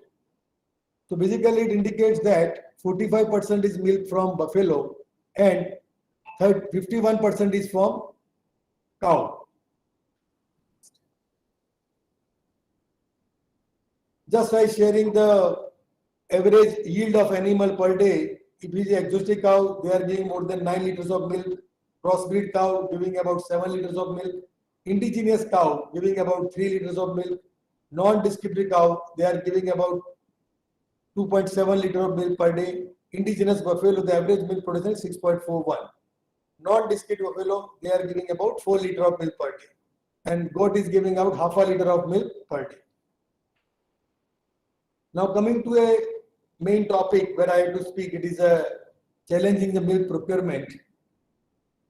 We all are aware, milk procurement is a very important building block of the whole business. We require milk to sell something to the customer, to satisfy the need of customer, to create new customer, to expand the market. Basically, we have a own source of milk, we have a controlled source of milk, then and then we can able to feed the market regularly and constantly. There are various challenges in the milk procurement operations. I have divided this challenge into two parts, macro level and micro level. Macro level challenges basically are, we are aware that India is a tropical country and the climatic condition of India is not favoring for the, or rather it is creating problem for the milk procurement operations. We are handling a product having a very short shelf life, being a perishable product. We have to handle it very carefully. And over a period of time, if you see, due to industrialization, urbanization, development of vehicles, development of vehicle village level, there is a increase in temperature. Whatever system we have developed till time, we are considering atmospheric temperature of 40 degrees. Now the atmospheric temperature in some area of India going up to 47 degrees centigrade, or rather a place like Bikaner, where the temperature gone up to 50 degrees centigrade, 49 degrees centigrade. So this becoming very tough to handle the milk procurement operation over there, being a tropical country, and over a period of time, temperature is increasing. Second important is the geographical condition of the country. Geographically, some places there are too far distance between the two villages. Villages are scattered villages. Within village also, people are living in dhanis, people are living in different places in farms. So That is a local level condition, but the geographical condition we see, hilly areas are also there. There are few area, hilly area, few area having a desert. Secondly, the production is also very scattered. That also give a very big impact. How to maintain the quality of milk, how to save the shelf life of milk, how to keep the milk good condition. That is also a problem. Jain Mehta sir is told in the presentation that market demand for the cow milk, buffalo milk, and the desi cow A1 milk is also, A2 milk is also increasing nowadays. It becoming a real challenge at village level because we know that more of the farmer members are keeping 2 or 3 animals. If they keep 2 cow and 1 buffalo or vice versa, the quantity of milk market surplus from this is very small quantity. And to handle this small quantity milk from individual farmer to dairy, it's really a very big challenge. Second important point is mistake done by one single farmer may change our data. Whatever priority we are getting today, we may not get the same priority tomorrow. But that is also a very big question. Regularly uninterrupted supply of good quality of buffalo milk or good quality of cow milk at plant level or at market level is really a big challenge. Second important point is when the quantities are very small, because buffaloes are giving more milk in winter and very less milk in summer. So in summer season, quality of individual society or individual collection centers getting down. So it's becoming very difficult to handle small quantity of milk. No doubt the market is there. Market is paying good rate for buffalo milk. Market is paying good rate for cow milk also. Desi cow milk definitely we are getting more returns. Again, the question is how to give this benefit to farmers. Whatever present system we are having, we are purchasing the milk based on fat and SNF. But this all parameter we are giving ad hoc payment we are making. But we have to have a strong system that whatever farmer, because the quality check of individual farmer becomes so costly and time consuming. We can do randomly and based on that we have to design some system. So this is a challenge how to get regularly good buffalo, cow milk and desi milk from the village level. The second challenge we are facing is regarding policies of milk purchase rate. In Gujarat, the cooperative dairies are doing very good. In other states where cooperative structure is not so strong, where different players are having their own pricing policies. There are different purchase rates. You cannot have any standard rate calculation table, or they are giving based on the local market scenario, they are deciding the rate and they are compete with the organized player. As there is no clear-cut guideline, some cooperatives, some private players, they are using single axis method, some are using double axis method, and people are buying milk based on quantity also. दे दीजिए मुझे 30 रुपए litre मिल जाएगा, 3500 litre मिल जाएगा. They are not bothering for the quality, they are not bothering for fat and SNF content. So that type of creating a problem because it's basically organized and non-organized. I have taken the next point. So that is there also. So it's very difficult for buyer to make out about the long-term.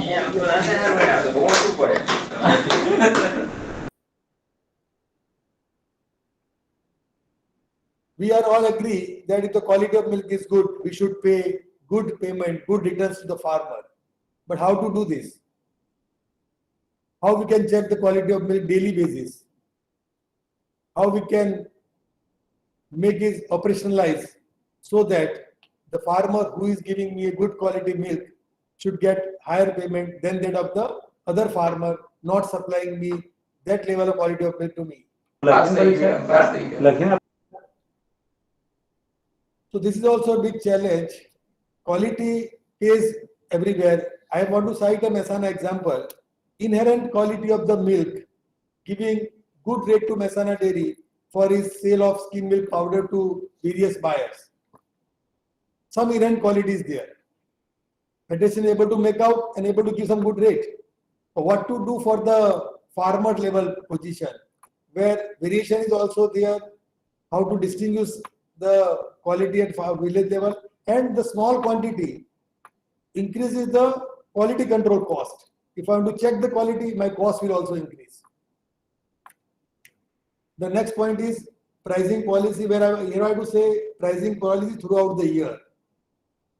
Because what is happening, whenever there is a scarcity, people are giving more rate because all are in business. And when there is a plenty of milk available, farmer is not getting good rate. So procurement of a company get affected. Whoever give higher rate, farmer will try to pour more milk. As Jain Bhai said, money makes milk. Sir, I can add on this. Regular money to farmer makes the milk. We have to give guarantee. We have to give some pricing policy throughout the year. So farmers should have an assurance that I am going to get good rate throughout the year. So he can give continuously milk to us and we can build the market.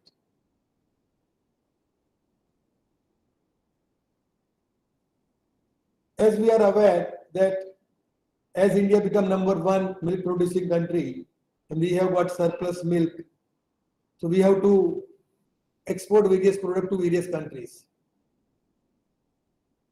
We have to adopt certain norms. We have to look into a small herd size and all. It is difficult to check the things, to maintain the things.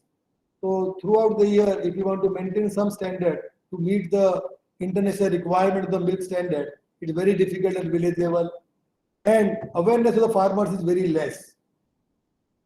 We are making them aware, but if we are spending something, if we are not getting something out of this, it is very difficult for farmer to continue to maintain these practices. As we are aware that 37% milk is being handled by organized sector and remaining still is handled by unorganized buyers. In the local market and all, this unorganized buyer playing a very key role in deciding the rate, deciding the quality.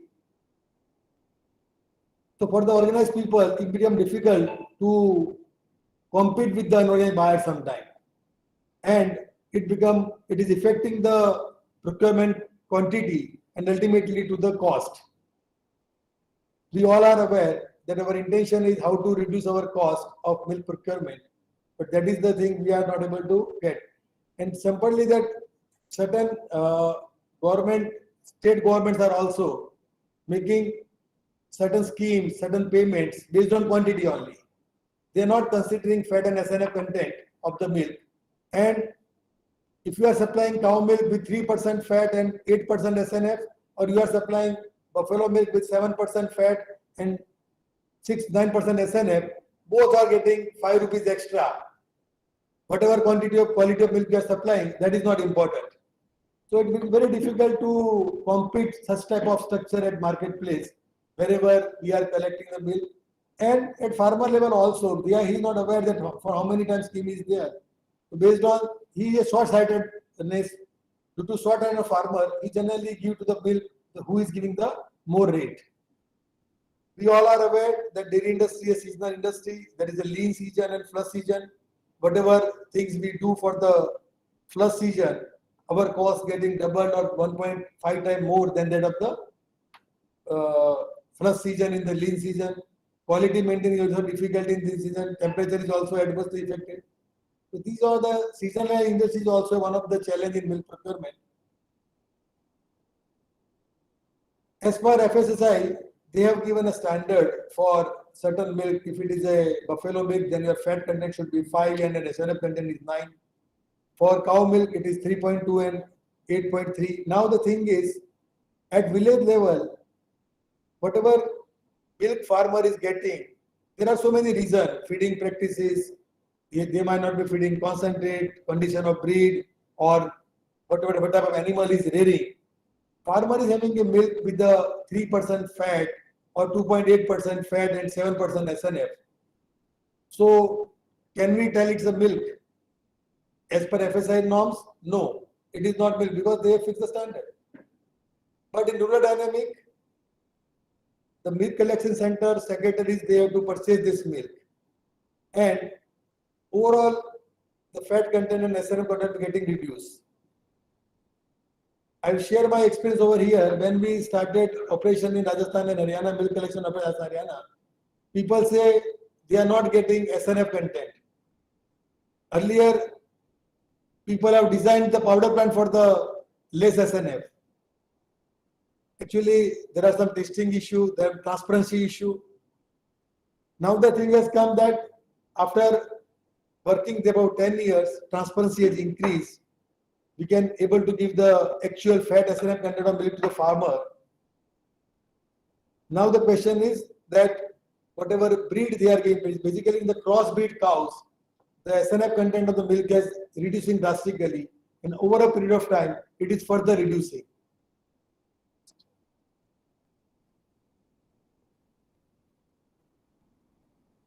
High transportation cost is, as we all are aware, that increasing the diesel and petrol price directly affecting the transportation cost.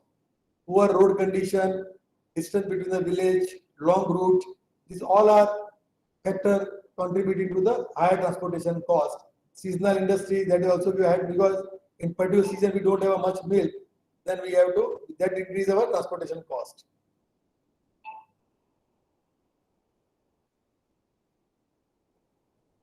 FSSAI impose certain strict standards for the, I think it has to be followed by the organized sector, because there is no methodology to control the unorganized sector.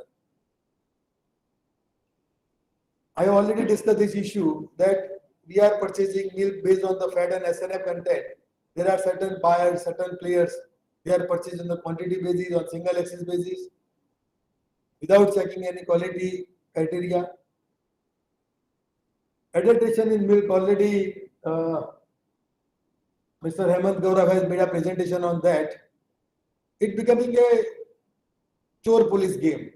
Whatever solution you find out, they will think something for new. I personally feel that some intelligent minds are also working under it. Otherwise, when I went to Rajasthan, maltodextrin was a big question. When we able to find out that how we can detect the maltodextrin, they find out something new. So adulteration in milk is really a big challenge. There are cheap source of fat and SNF available in the market. So farmer or the middleman particularly adding it, and it become very big challenge to maintain the good quality milk up to the plant level.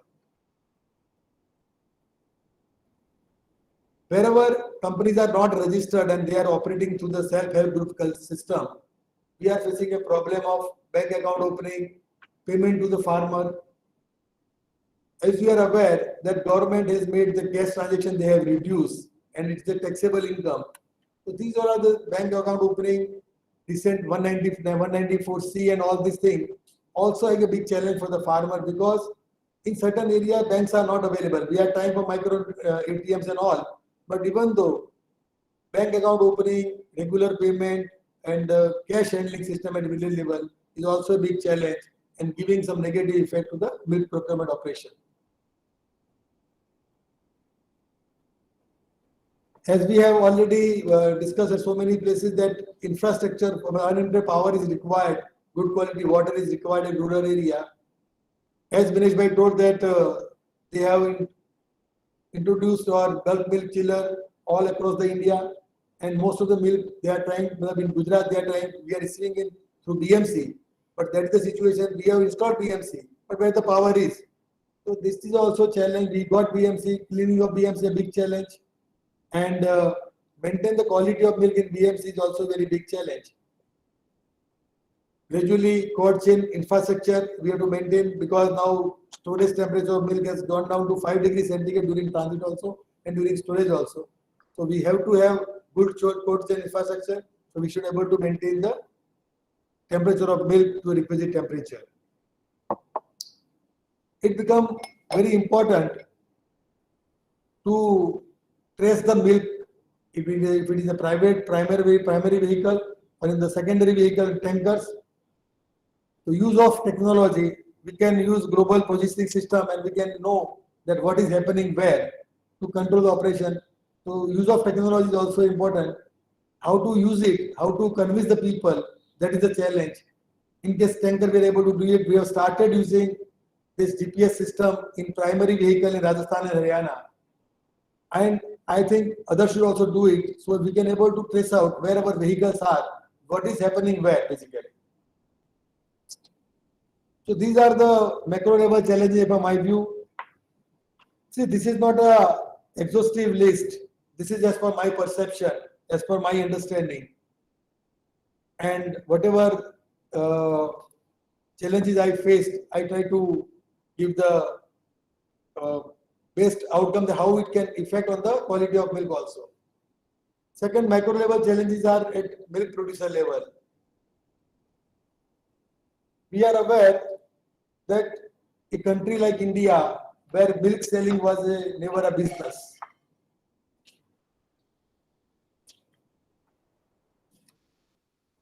there is a old stigma was there, दूध बेचना, पूत बेचना.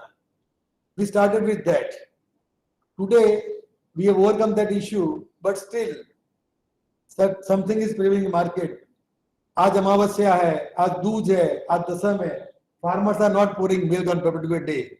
That also affecting the quantity of milk of a particular day and ultimately increasing the cost of production, cost of transportation, handling cost, etc.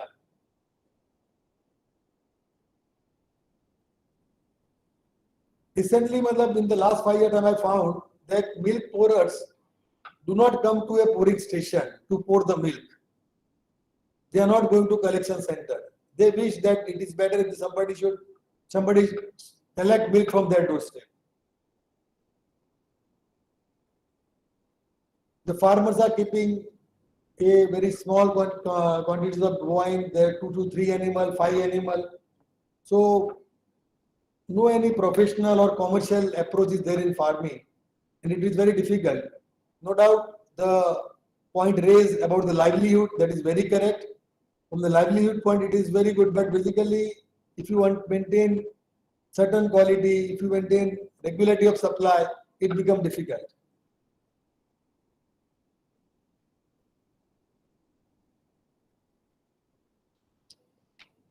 In Gujarat, people are facing problem that they are not getting girl for the marriage of their son. If you are in the milk business, so that type of thing is also prevailing in the marketplace. The next point I feel is producer level is the great past experience with the private players. This situation is not in Gujarat, but at other places, the private player come with very big bang. They give certain facilities, they start collecting milk, give competitive rate or other higher rate than that of the competitor. They want to disturb the present system, and one fine day they close down the business. And suddenly, run out of the place, they don't make their last payment. So farmers basically feel that they should have a regular source of supply, and farmer had to make decision that whom he should pour the milk.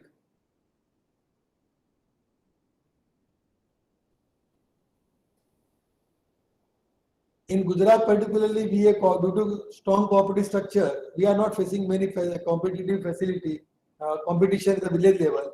But in other state, you will find 3 or 4 organized players, 3 or 4 unorganized players are procuring milk from the villages. So bad experience also playing important role in the milk procurement. For the farmer, the cost of production is also important.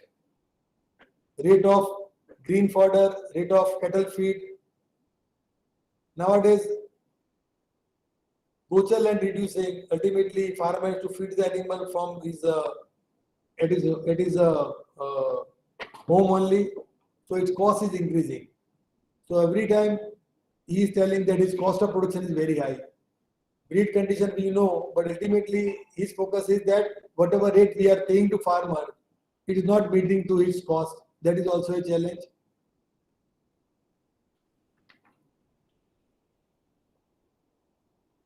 At farmer level, there is lack awareness about the veterinary services, about the balanced diet. See, we are doing this artificial insemination so many years, even though natural mating case we have observed. Nowadays, the new technology, sorted semen has come. Mehsana Dairy is the first cooperative dairy in India, started the sorted sex semen facility. In our district, we are giving this sex semen to our farmer member at only ₹50, where my cost of production is more than 650 rupees. So, if they want to reduce the cost, if they want to give more female calf, they have to go for the new technology. Across India, availability is also a question, cost is also a question. My dear friend, Manvir sir will tell about the clean milk production. But I can just tell you, the cleaning of animal udder, utensil, personal hygiene, surrounding atmosphere, maintaining good condition, because if you want a good quality milk, you have to have all these things in place. Now coming to village level challenges. Forget Amul, remaining cooperatives, what they are doing, what level things they are able to manage, we all are aware. All other private players, organized structures, procuring the milk from the villages, but still there are certain villages where organized structure is not there, where the quality of milk production is so small, or surplus, market surplus is so small, that the organized structure is not there. Low and scattered milk volume, because herd size is very small, so volume is very low. Demographically also, people are living in dhanis, in the farms, very difficult to bring some quality of milk. Poor road connectivity, again third, because within the village, roads are there in between village, but within village, it's a problem. The rainy season particularly, it is a very big difficulty to move in the villages also. It is also adversely affect the quality of milk. Secondly, the unhealthy practices in milk procurement. If a village, there are 4 private people or 4 different vendors are collecting the milk, they are using automatic milk collection machine for the milk collection, but calibration is a question. And sometimes they do carteling and all are keeping the standard same. So basically, if farmer will not be paid fully for the milk which he has supplied to the society, he will not keep interest in this particular business.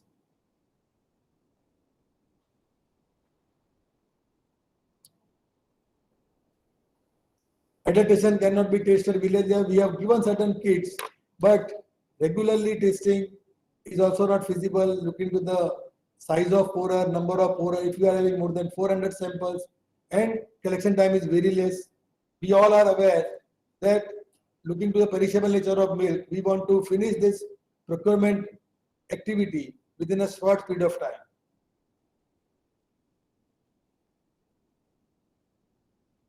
The quality standard and rate, different players are keeping different rate.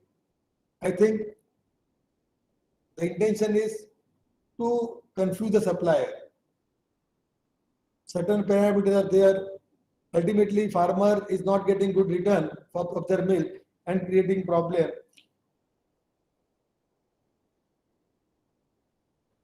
Next. So these are the major challenges I feel at micro level. Strategy to mitigate the challenges: uninterrupted power, potable water availability, pakka roads and milk chilling infrastructure, long-term breeding policy, sex semen availability at lower cost, policy for the milk rate, improved fodder production by scientific approach. All stakeholders, maybe a cooperative sector, maybe any dairy, maybe any other player, they should be able to give cattle feed to the farmers at affordable rate. veterinary services at reasonable cost, with no veterinary and medicine effective cost, regular payment round the year assured to the milk purchase, cattle loan, medical facilities, village awareness and training program, transparency in the whole chain, that is important. Whatever way you increase the transparency, the faith in between the stakeholder increase, and it will give you a good quality of milk to us in the coming times. At farmer level, considering the milk selling business or rare milk animal, commercial farming, they should go to this commercial farming adoption of scientific method and technology to reduce the cost of production, balance feed to animal, consciousness for quality, and he should aware what is his role in this quality management. Change in approach from short-term benefit to the long-term benefit.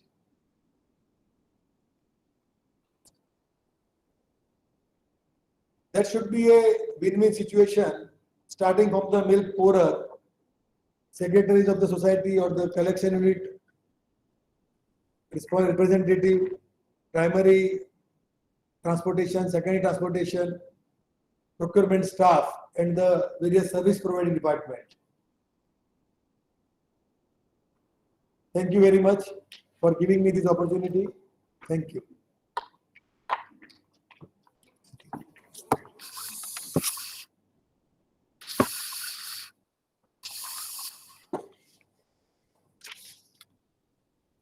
Thank you, sir. Thanks a lot for your practical insights on the topic and for discussing real challenges in milk procurement at grassroots level, micro level, and macro level, along with the strategies to mitigate them. Thank you once again, sir.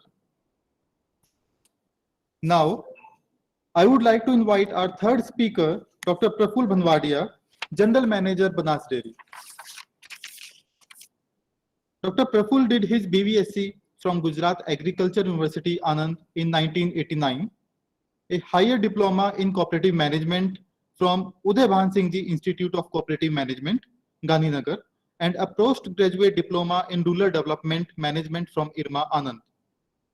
He has served as veterinary officer, milk procurement officer, public relation officer, and assistant general manager in Baroda Dairy.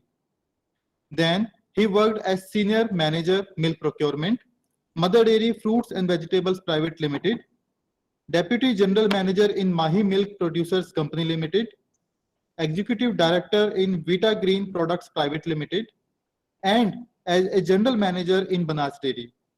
He has also written articles on good animal husbandry practices.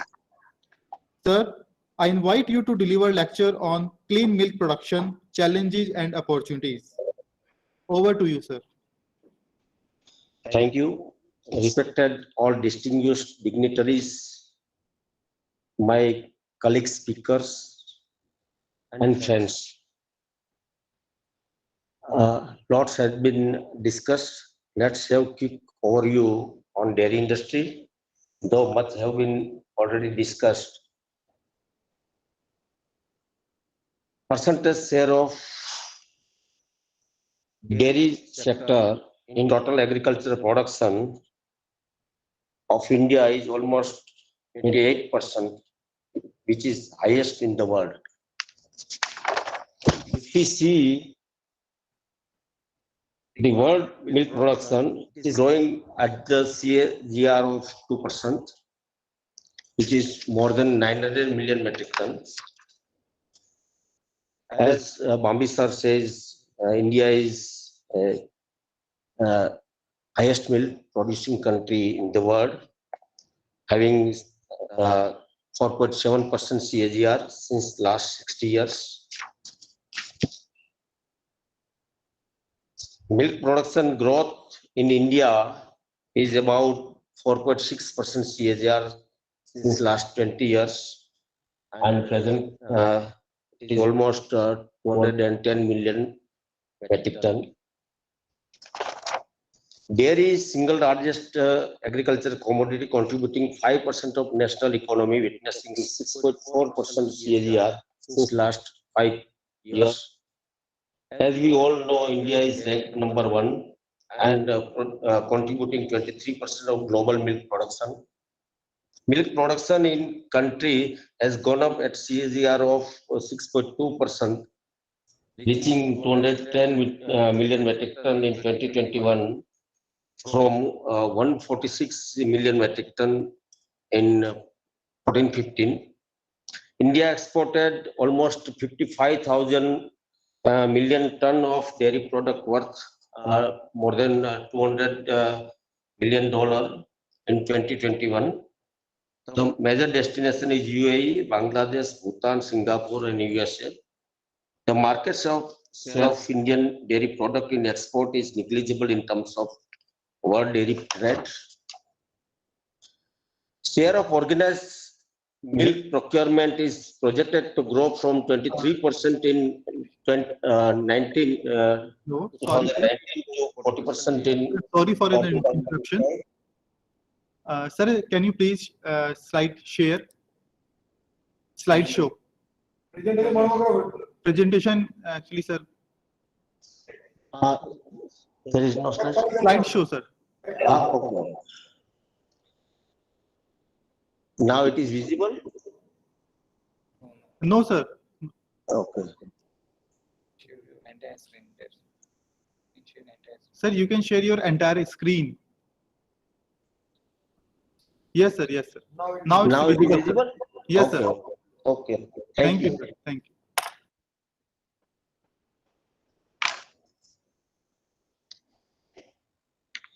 FASI conducted a survey in which it was found that almost 38% samples did not meet the standard of safe milk, and moreover 7% of samples showed quality and hygiene concern. Almost 80 million rural households engaged in the milk production and earning their livelihood. India produces 23% of world market share. As you all know, milk is excellent media for bacteria, and it is one of the safest and most balanced feed if it is clean. Though we are pasteurizing milk, it will help to kill the microbe, but it can't improve the quality of contaminated milk. What is clean milk? Milk coming from healthy cows or buffaloes, devoid of bad flavors, devoid of dirt and filth, containing relatively small number of bacteria and essentially free from all pathogens and microbes.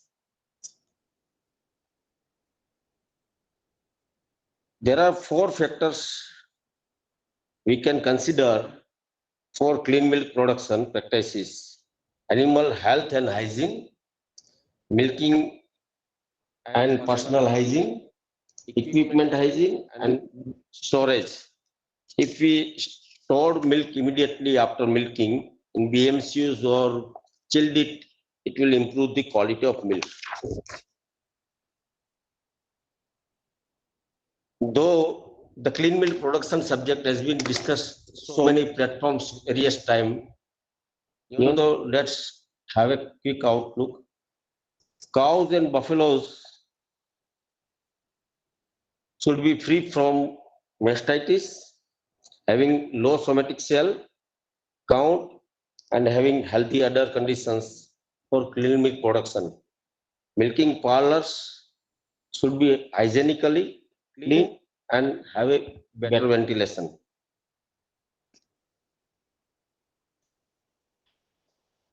Milkers should be healthy and trained. Of cow and milking is having more impact on clean milk production. The milking systems, if it is there, it should be serviced, it should be cleaned up regularly and maintain the protocols. Storage facilities should be having low temperature. This is the flow diagram of clean milk production. Let's have a look on where we are. I have compared Indian milk business on CMP and developed countries work business. What developed countries are doing. High education and skill of dairy farming among farmers. We have very low educated people in dairy farming. Dairy farms are professionally managed.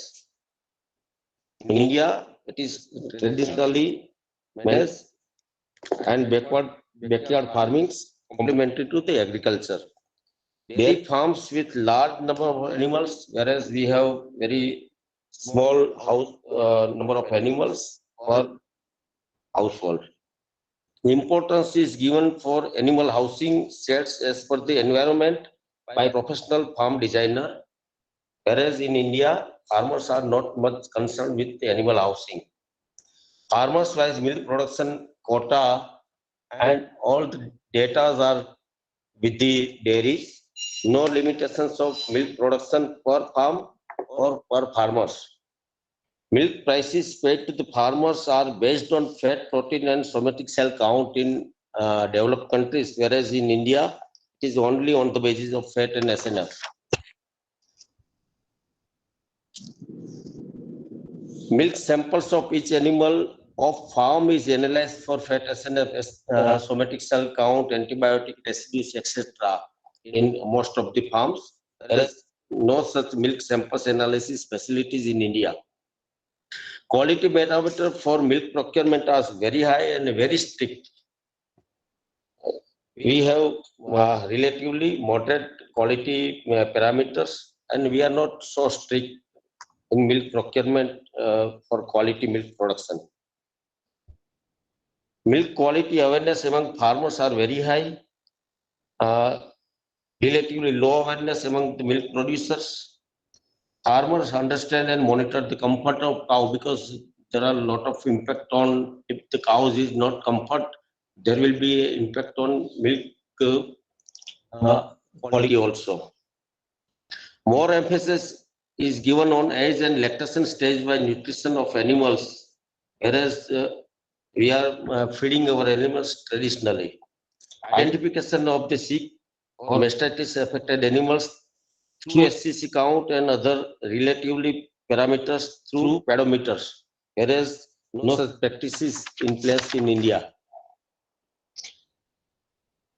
Prevention and treatment of mastitis through laboratory samples analysis, whereas we are using no such facilities or limited facilities are available in India. Most veterinarians are engaged in the consultancy preventive animal husbandry practices in developed countries, whereas most veterinarians are engaged in donative services in case of India. Farmers give more preferences to farm consultancy by skilled veterinarians, whereas no such farm consultancy approach of farmers in India. T-tip of each quarter of each animal at the end of milk operations, whereas farmers are not much concerned with the T-tips and such type of practices are not adopted by the farmers. More farmers give more emphasis on dry cow therapy or practices. No dry cow therapy or practices followed by farmers in India. 100% animals are milked mechanically, whereas almost all animals are hand milked in India. Adoption of maximum use of farm mechanization and advanced technology, whereas in India, adoption of traditional animal husbandry practices without much mechanization and technology. Maximum use of information technology at dairy farm level, whereas no such facilities are available in India. High culling rate, whereas no defined culling systems are available in India. Let's have a look what Banas has done so far. Banas is for clean milk production. At society level, we did time-bound milk collection and its transportation. Majority of milk lifting 2 times in a day. Strong cold chain, almost 99.4% of our total milk procured is through cold chain only. incentivize societies on low bacterial count if their milk having low bacterial count at the rate 6 paisa per kg milk. So we have incentivized farmers based on their quality milk. Almost all societies are having ISO 9000 2015 certifications. Routine cleaning and hygiene checked by the dedicated teams at society level.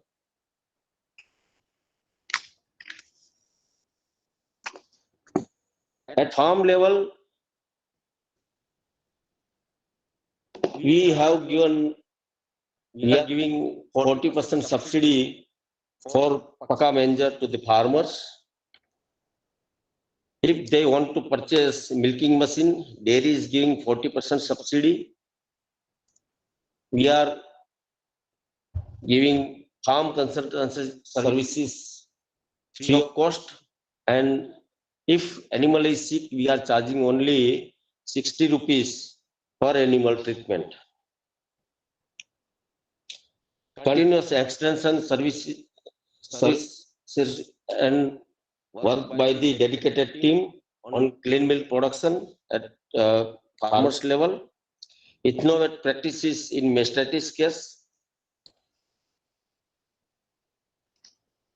All producers supplying milk in closed steel vessels or utensils. And if farmers want to purchase animal cooling system, we are giving 40% subsidy.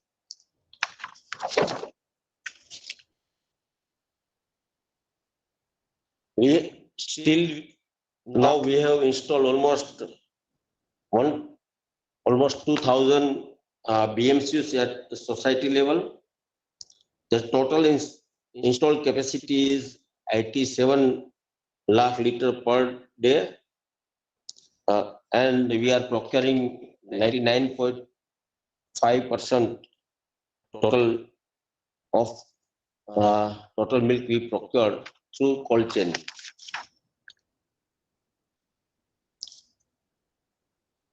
What Banas has achieved so far in CMP? See, we have divided grade based on the SPC count. Almost 77% of our milk is A grade, having less than 6 lakh SPC. 22% is of B grade, having less than 50 lakh SPC. Only around 1% of milk we are getting more than 50 lakh SPC. Our sour and curd quantity is only 0.03% of total milk. I think it is lowest in India. Let's discuss about the challenges. Many challenges have already been discussed by Rajoria Saab, Mines Saab, Jay Mehta Saab, Kelawala Saab, and other distinguished speakers. Lack of awareness and acceptance of best animal husbandry practices among dairy farmers is major challenges. Traditional feeding and management practices increases level of potential contaminant like aflatoxin, heavy metals, pesticide, antibiotics in addition to microbial contaminations. Milk production is scattered over large number of farmers, producing minuscule quantities, make it difficult to reach in short time to masses is also a great challenge. Low productivity of milk animal, reluctancy in adopting good hygiene and management practices by the farmers is also a great challenge. Weak extension facilities by the institutions and government for clean milk production is also a challenge. When I started my career in milk procurement, at that time, milk was having almost 10 to 15 minutes MBRT when it reaches at dock level.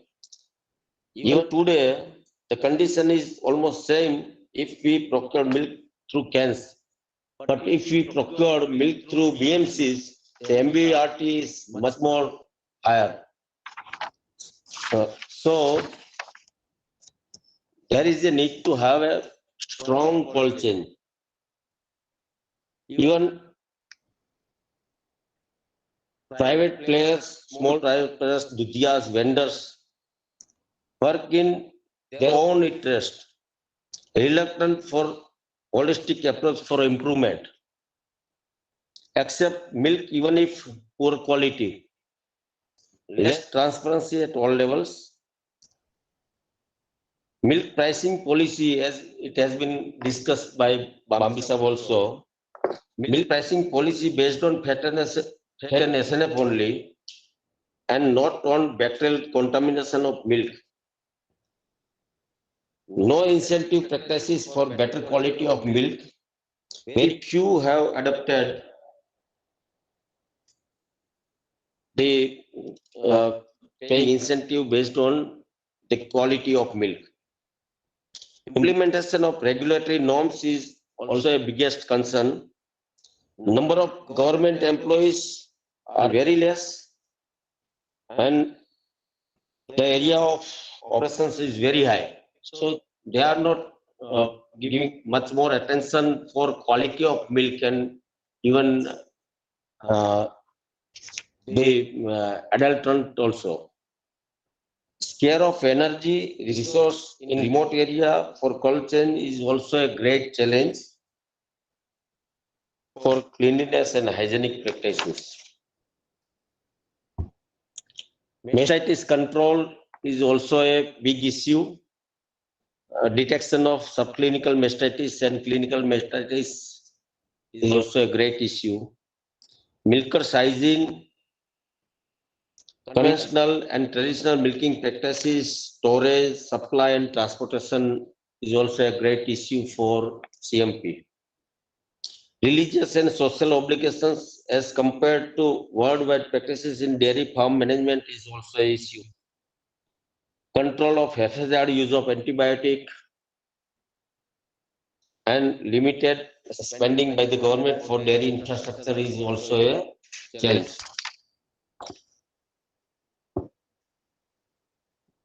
Let's have a look at anti-20 rules.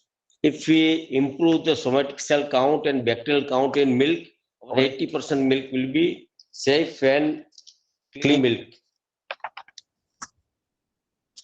Where is the opportunity? Large animal populations use scope for quality improvement. Increase in return to the farmers by reduction in losses due to sour and poor quality milk practices. Almost most of the dairies and private dairies are getting their milk and sourness percentage is almost more than 1% or 2%. So it's a big loss to the farmers also. Increase competitiveness with other brands if we are getting good quality of milk. Reduce the transportation cost, thus less overheads and more returns if we procure milk through cold chain. Banas is procuring their milk. Our transportation cost is already 36 paisa per liter of milk. It is lowest, I think, in India. And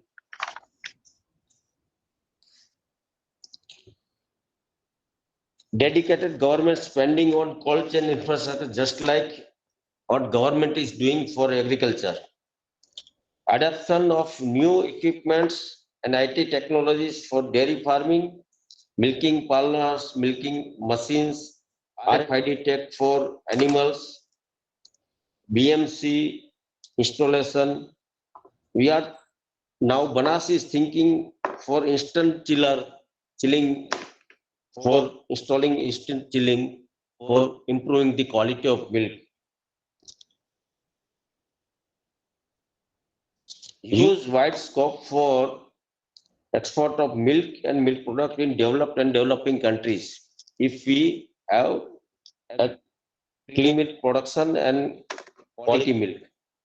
Some state government giving subsidy on quantity of milk instead of if they are giving subsidy on quality parameters, it can promote the CMP.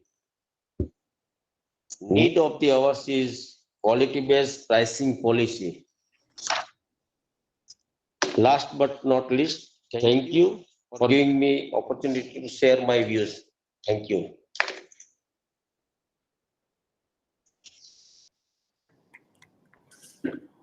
Thank you, sir.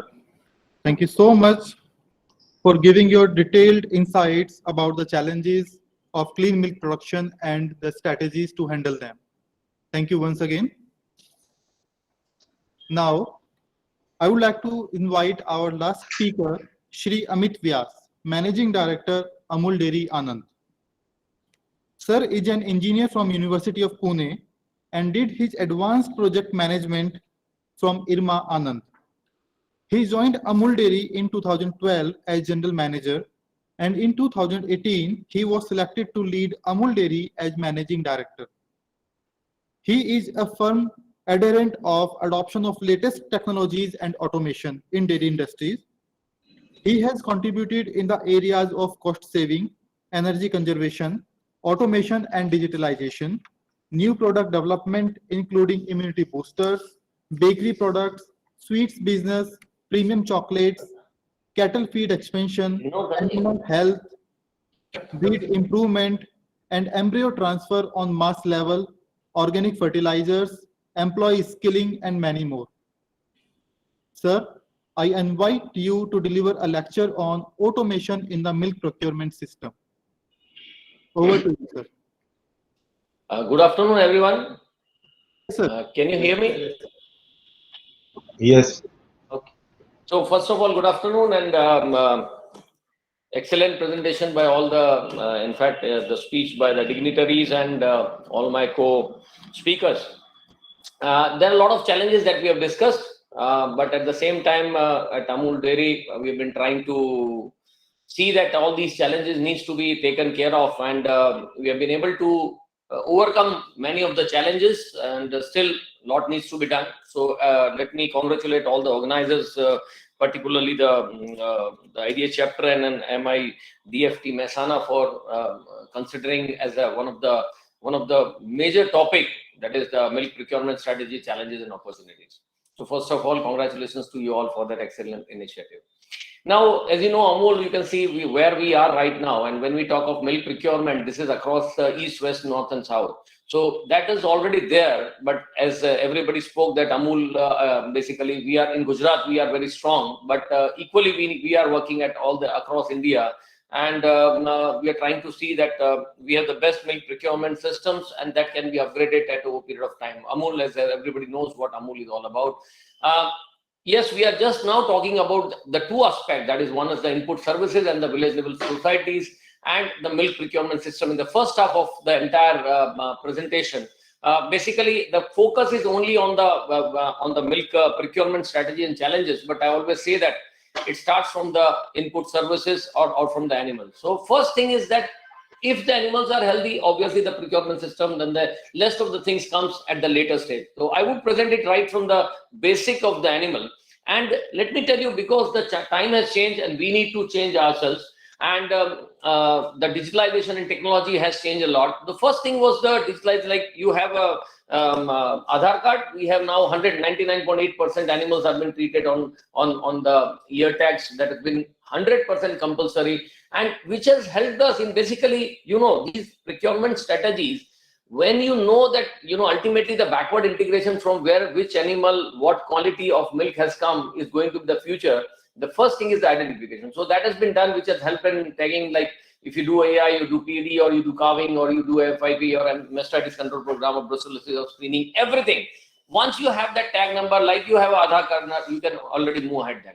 Once the animal is born, you need to have the calf registration. That also needs to be digitalized. So what I'm trying to say here is that anything which has been recorded or which has been, if you know the exact base of it, obviously the next options becomes, you have got more options to further, do the working and try to understand what exactly can be done. Like the veterinary services. Now, if you see the dashboard which is there in the mobile is one of the best dashboards which a doctor, when he visited, as the farmer gives a call, it comes to the call center, and there's the dashboard on the call center where just a person who calls, the data is automatically logged, and we just come to know whether he wants the services of AI or if he wants to have the services of the animal health care. So if you do all those things, and let me tell you, we have 24/7 call center on, and the next thing that we are now targeting, wherein you have the ration balancing details on land information, milk procurement surveys, the lamb sample details, everything is available on the mobile. And at the same time, for the AI call booking, if you see the carving entry, the PD entry, the AI activities. So the latest development in this is that now for AI workers and the VRPs, what we have done is, this is the dashboard we have developed. And today what we are now trying to see, that if a person who does the AI, where he stands in his rank in the entire 1200 AI workers, and how much he has done, when he has done, where he has done. So this dashboard is available to the supervisor. This dashboard on the mobile is available. This is a unique dashboard that we have developed for the AI workers across the organization, across the entire milk shed area. That gives us the entire, that person comes to know where he stands right now and what needs to be done. And we also come to know what exactly can be done to improve the AI facilities at the village level. So what we did was that up till now it was used to be a call center. We are now going to stop the call center, and the new technology intervention is the Pashu Seva app that will basically, if you can see, only he has to just select either AI call or a cow, and just everything comes. He can select the AI worker which is there in the near, it's been mapped like that, and just book the ticket, automatically the information comes. So what is all that will help is basically when you have your milk procurement, quality of milk. I think everybody has talked about the quality of milk. So I say it starts from the animal itself.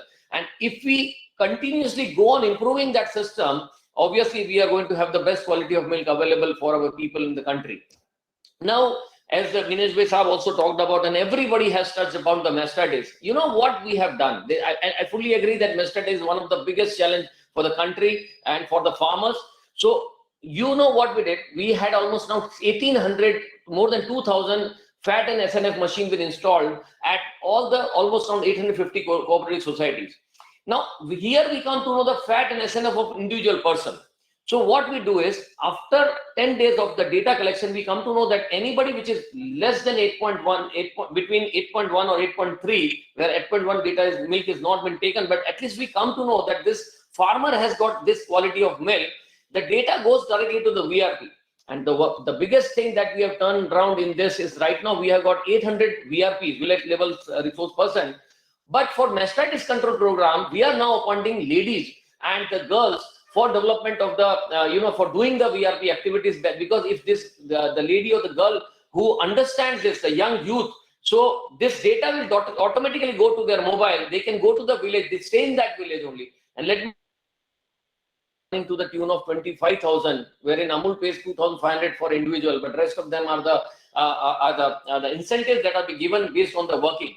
So for the mastitis control program, the model that we have derived in Amul is now the ladies, the data will go directly to that particular girl, which will be trained by Amul, and we have already started doing that. And the dashboard for all the doctors, for our technical staff, is the dashboard for the mastitis control program, where you can just click a button and you come to know whether it's been done, when it has been done, whether the animal has been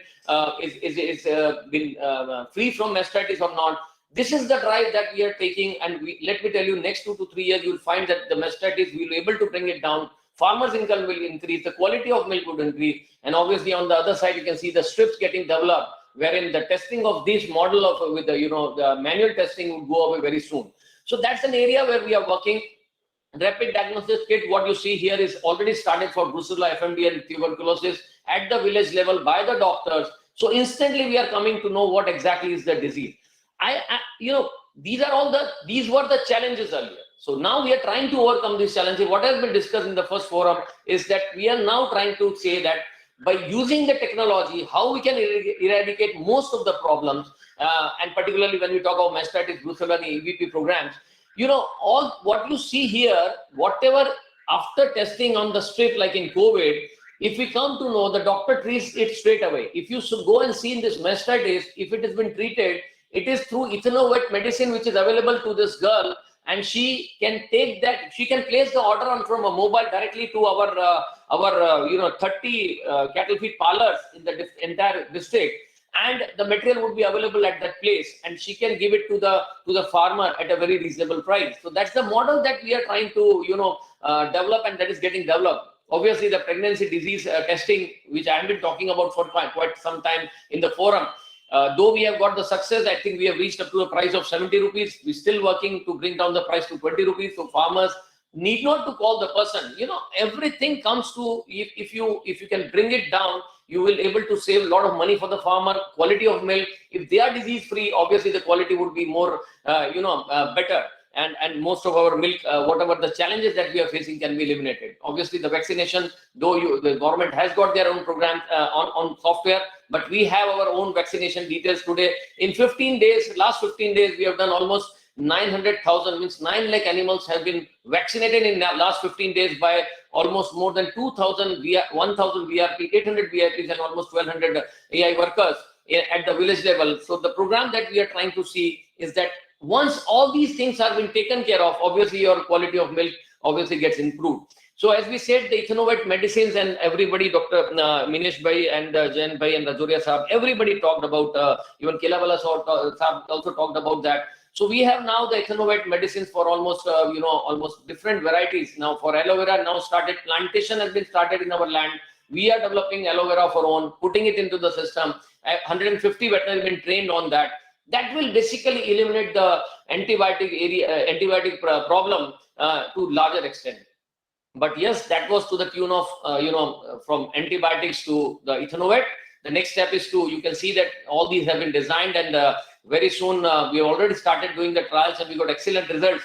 We are patenting almost 20 types of homeopathy medicines that are being basically given to the animals. And these are the new things that are coming up in the market, and will be delivered to the VRPs for all those girls, for the mastitis, for the fever, for any kind of disease, and all the different products of what you say, the supplements that have been now developed by Amul to basically improve the health of the animal. Now, once the health of animal is been taken care of by the system, obviously the quality would certainly improve.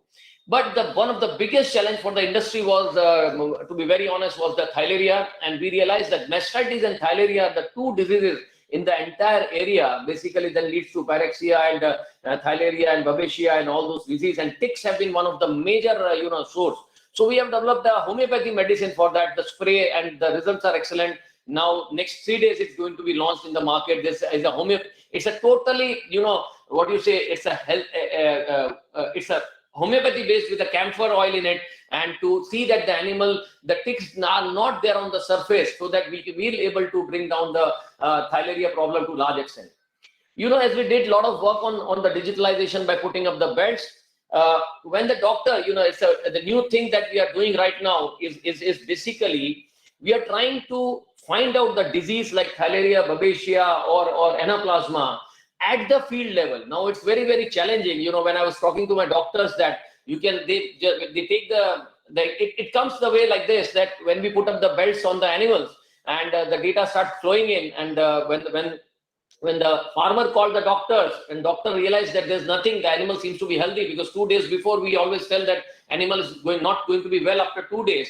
And when he realized that there's no problem, he just took the sample and made the smear and sent it to a laboratory. There we came to know that it is babesia, that's the disease that is there. And then immediately the treatment was done, and the animal was saved, which was almost around 3 lakh rupees. So everybody clapped, and then I said that in case it would have been delayed by 1 day, what would have happened? So we suggested to the doctor, is it possible to test it at the field? They said microscopes are required. So then we worked upon it, and almost around 70% of success we have got is on the mobile. You can directly have one 100x camera that we have put up, and what you see on the left side, we took the trials, at least we could reach up to the DNA, but not to the colonies that are required to be known. So from the microscope data, we have taken the Theileria babesia, anaplasma, and there are some diseases. That colonies, we are now putting it in the software, and we have placed the order for 400x camera that can be just put on the backside of this mobile, and you can just press it, and you will come to know 90% of this means it may be Theileria or some disease, pyrexia, but we would come to know that will eliminate the, doctor can do the treatment at source only. So disease identification, we all discussed about that. We need to take care health of the animal, but how fast we treat the animal so that they become healthy. And this is what I told you, that these are the beds. Now it is a reality. We were talking about it, but 3,000 DAGs is now reality in the district, almost 10,000. Next 3 months is going to be 10,000. And the farmers are really very happy. They are getting the data. The data has also been linked through the server, to the cloud, to our server. And I can see it in my office that how many animals are going to be sick after 2 days. That data is available with us. And that's from where we decided to go ahead with such kind of things for the improvement in the health of the animal. I think a lot has been talked about the sorted sex semen by everyone. We already now, this target is 250,000. You can see almost around 3,000 births have already taken place. Obviously, the embryo transplant is going to be the future. People are talking about it. We have done almost more than 1,146 calf born. Almost 17 bulls have been transferred for the silage collection, from the hybrid that has been generated, and 4 heifers are now pregnant. We are getting the best genetics now is available with the entire Amul group, at least in Kera, that can be distributed to the village level. It has already started. Lot has been talked about the calf nurseries. What you see here is from the Amul calf nursery that has been developed, where we have got more than 400 animals been, they have been reared.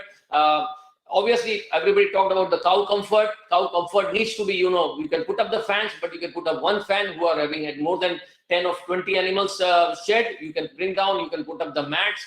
And how best the sprinkler system and the fan can give comfort basically leads to the reduction in the disease of the animal. Obviously, the future is going to be buffalo. Already been done. Our chairman also visited and is very happy now. At least for the first time, we are going 3 buffaloes as a donor. We have procured from the market. And almost 19 we are awaiting, because embryo has been transferred. 3 have become already pregnant. It's a tough job, but now we are working on it. And as we say, the mission is double milk production. What we have seen all of the graphs, it's going to exponentially move in next 4 to 5 years for the country. Certainly, these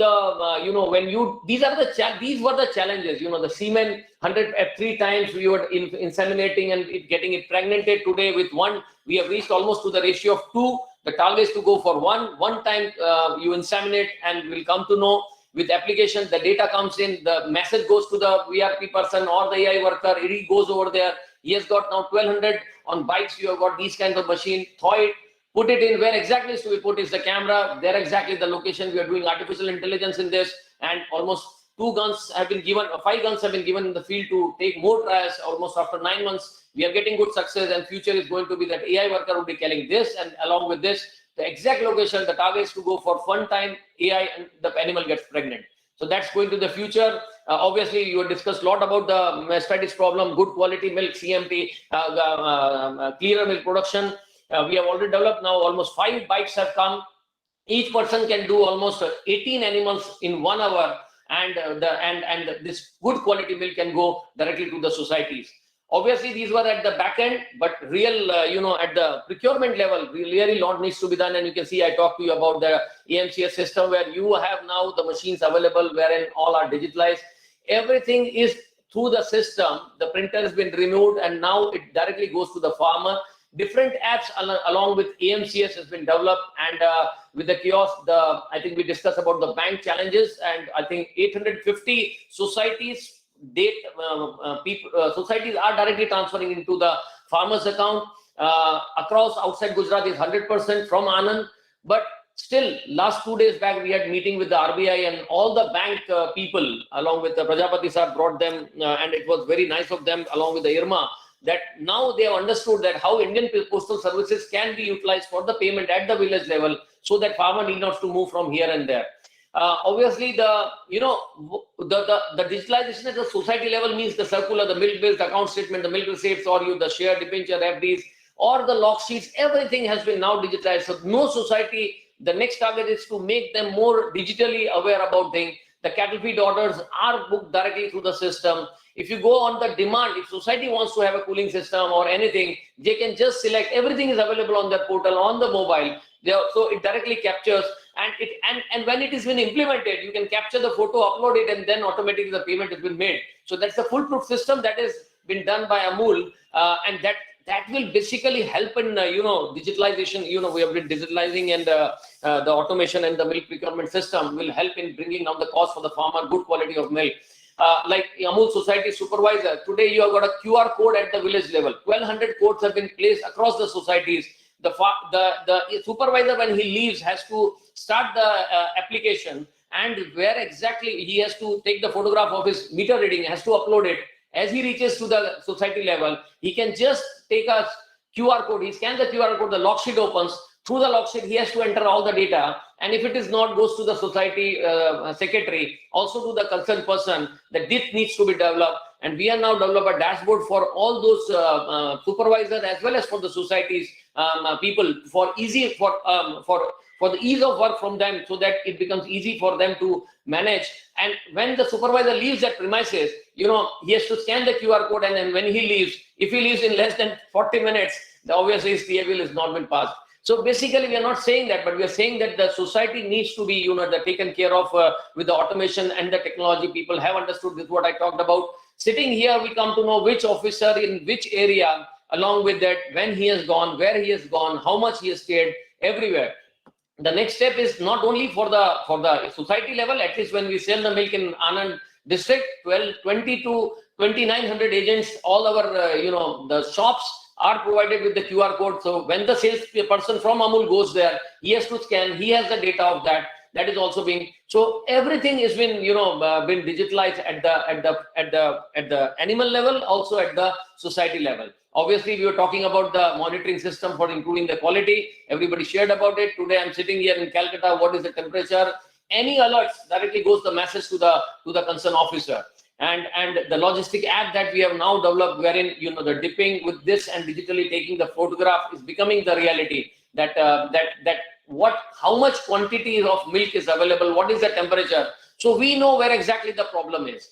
Obviously, the service call centers has been across the organization, particularly call management system for first fat testing machine maintenance, or DCS, EMCS maintenance, or BMC, or digital thawing machine, or plant maintenance.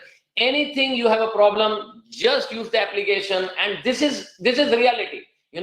All our the AMCS or the BMCs is being used through digital. The message goes to the repairer. It's been all mapped, and he gets and get it repaired accordingly. Obviously, the quality was one of the biggest challenges when you transport. This has been now made a reality. Almost 35 tankers are online with the iPad on it, and then kind of iPod or Android, whatever you say. But you exactly know what is happening in which place, which leg long, what is happening. You can see all these trucks now standing with this at the backside is now reality, and you have been able to reduce almost 112,000 kilometers a year reduction in kilometer, and almost 85 metric tons of CO2. Yes, we have all discussed about all these things at the milk procurement strategy and challenges, but what I find is one of the biggest challenges going to be the sustainability at the village level, where the world is talking about the climate change. Yes, I think many of the unions have already done. We also did almost 800,000 of plantation. Future is going to be the rainwater harvesting. That is around almost 79 to 80 now in 8 locations. The rainwater harvesting is being done across the organization. Sustainability for biogas, yes, it is getting reality. Balloons and the slurry and utilization of the gas is also getting. So what you see here is the waste from the effluent treatment plant at the plant level. This is at the plant level, but this is at the farm level. So this is what we have now made, is that you can just have a trolley at the farm. We have got our own farm. We collect the gas, put it in this, and take it to some of the plant where it can be unloaded for the canteen or this. This is again for the canteen in the premises, dairy premises, the canteen we have done using it. So these are all, at the plant level, at the village level, this is going to be the future. What you see here is that water, for 1 liter of milk processing, everybody talks that water requirement is generally, 3 liters or 2 liters or 1 liter. It is not like that, sir. It is like 1500 to 1800 liters of water be used by 1 liter of milk processing, because the majority of water goes for the fodder development. So that's what is what you see here is at the Sasa farm with one pump, and you can bring down 50% of the water and electricity saving can be done in this. So The next step towards sustainability is that we first took the trial for coating on the surface of our building. So the next step is to go ahead at the farm level, where the sheds are now getting, we are trying to put up the coating, and you can see the temperature 57.8 and you can see 37.477. So heat doesn't affect the animal. Air, we can take care of the animal. Yes, big challenge was to maintain the quality of the, at the village level, the building needs to be made. So what we did was, we were having 2 containers and big containers, and we have converted this into West Bengal. We have converted this into BMC center, and now today this has become reality. So 2 of such kind, just make the platform, put it on it, and your village level, society has just started. So that's what we have been done. Obviously, the future is dashboard. With dashboard, you can do wonders. This is what you see here of Amul. We have already turned around. The data is available to us. But what next? So the next would be the digitalization of the accounting system for the societies. That is going to be one of the biggest challenge. And what we have done is that in 900 societies outside Gujarat, we have already started digitalization and accounting of the system. That is through a model wherein all 900 societies data is being controlled from here. The next target is to have auto, because we procure milk, we give veterinary services, we give all AI services, everything has been done. So whatever data is available on our SAP is now transferred directly into the tally system. That is what we have done across outside Gujarat. And the society has to just do the entry of only the electricity bill, the salaries, or all other expenses that they have done. Just do it by 5th of that every month. The account gets closed.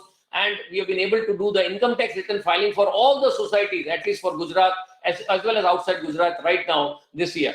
So the next future, as I think there was a good presentation also by Mr. Hemant, and he's talked about the testing. We are now putting up almost 1,200 machines of such kind in each society, that it has to be, every day, like we send the vans and do the testing, but this has to be placed at the society level so that you can do the adulteration testing at source and ensure the good quality. Yes, I think Bambi Bhai also discussed about the milk solid-based rate system. We have already done outside Gujarat the total TS-based system, wherein now I'm very happy to share that almost for the first time in history, in 76 years, in our milk area in Kerala district, we have been able to bring up our fat by almost 0.11% and SNF by 0.12%. So that has happened because we have now fat and SNF machine. So what we have done is, outside Gujarat, it is total solid based system. And now the next future, in couple of 6 months, we will also have the entire system of total solid based system, which will further basically improve the quality of milk, less transportation, cost will get reduced. Yes, the future is going to be the instant milk chilling. I think Dr. Bhanvadia also talked, Praful Bhai also talked about it, is that farmers, when they milk it, has to be chilled at source.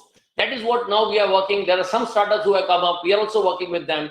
How best, when they take the milk from the udder, is chilled so that you can improve the quality, and it is very easy.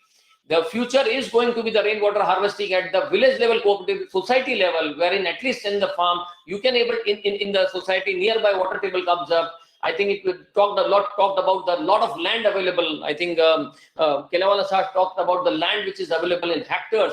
But the water table has to come up, then only this problem can be eliminated. Obviously, the electric bike is going to be a future. We are now putting up electric bike on the backside of it.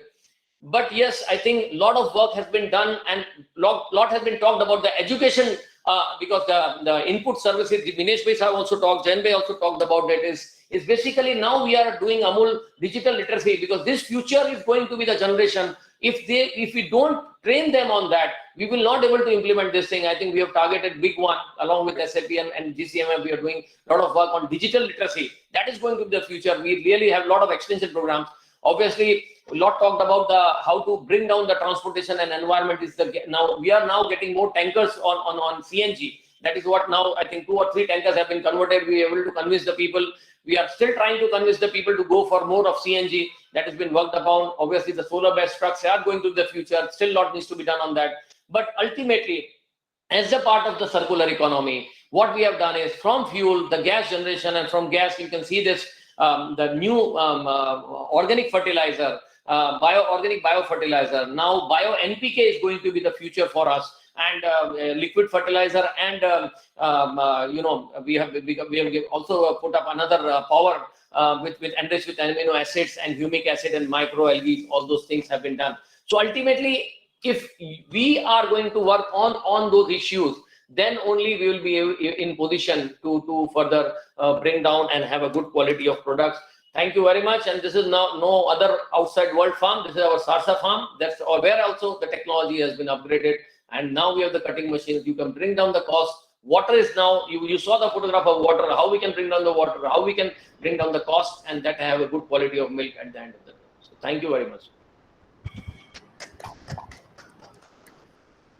Thank you, sir. Thank you so much for the wonderful presentation. Your presentation was a great experience to all of us for discussing the recent advances in automation in milk procurement system, different apps and various kits, and how to improve the quality of milk at grassroots level. All these things, I think, all these things helped a lot for the audience. Thanks a lot, sir. Now, we have been listening to the eminent speakers deliberating in the areas of milk procurement strategies, challenges and opportunities since 10 a.m. All these valuable insights gave us a new perspective that one should adopt while discussing about these issues. May I now request Dr. J.B. Prajapati, Chairman, Indian Dairy Association, Gujarat State Chapter, and Dr. A.J. Badania, OSD MIDFT Mehsana, for their comments and concluding remarks. Please, sir. Thank you. Thank you, everyone, and the organizers. After the breedless speech of Amit ji, because he knows that everybody is hungry and soon they will start dropping out. I cannot dare to take more time. I want to tell you just 5 sentences out as a concluding thing from this seminar. We have touched upon every aspect of dairying here, no doubt with a focus on procurement.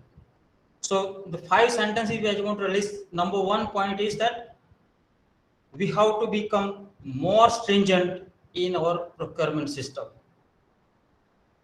We have to make it, definitely, because we have to compete with other persons who are coming in to procure milk, take milk from our own farmers. So we have competition from several angles.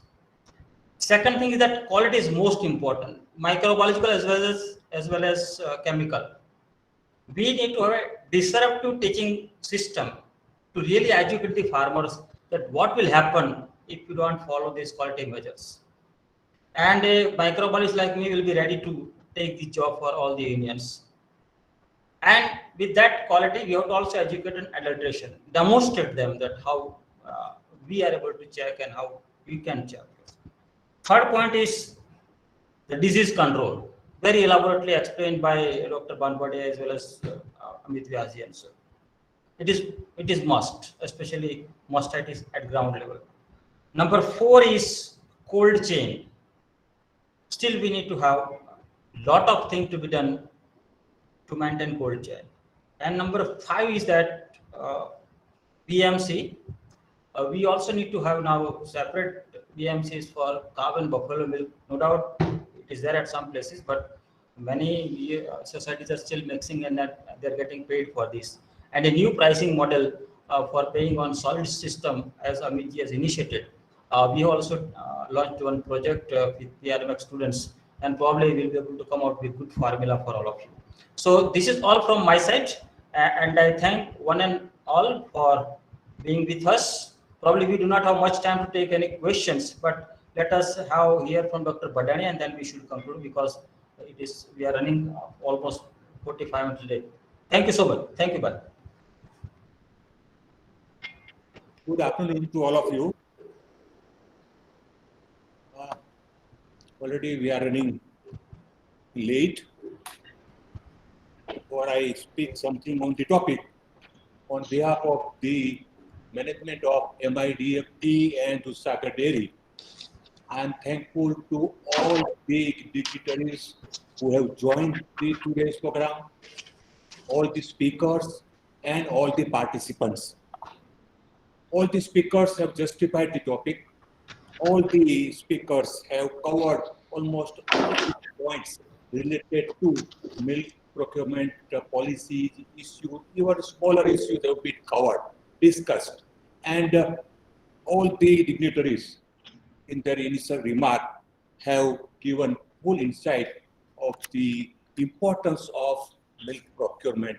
It is not only just to collect more milk, but also get good quality milk so that we can come out with the good quality product at the end.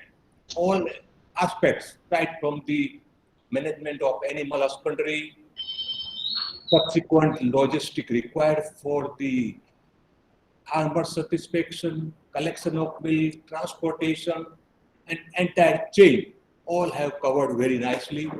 On behalf of all, I am thankful to all the speakers and all dignitaries who have joined today's program. As we are running short of time, I will not take more time and request now Ankit Goyal to conclude the seminar. Thank you.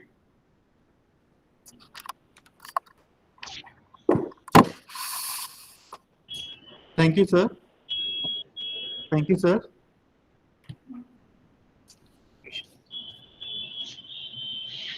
Now, I feel honored and privileged to get the opportunity to propose a vote of thanks on this special occasion.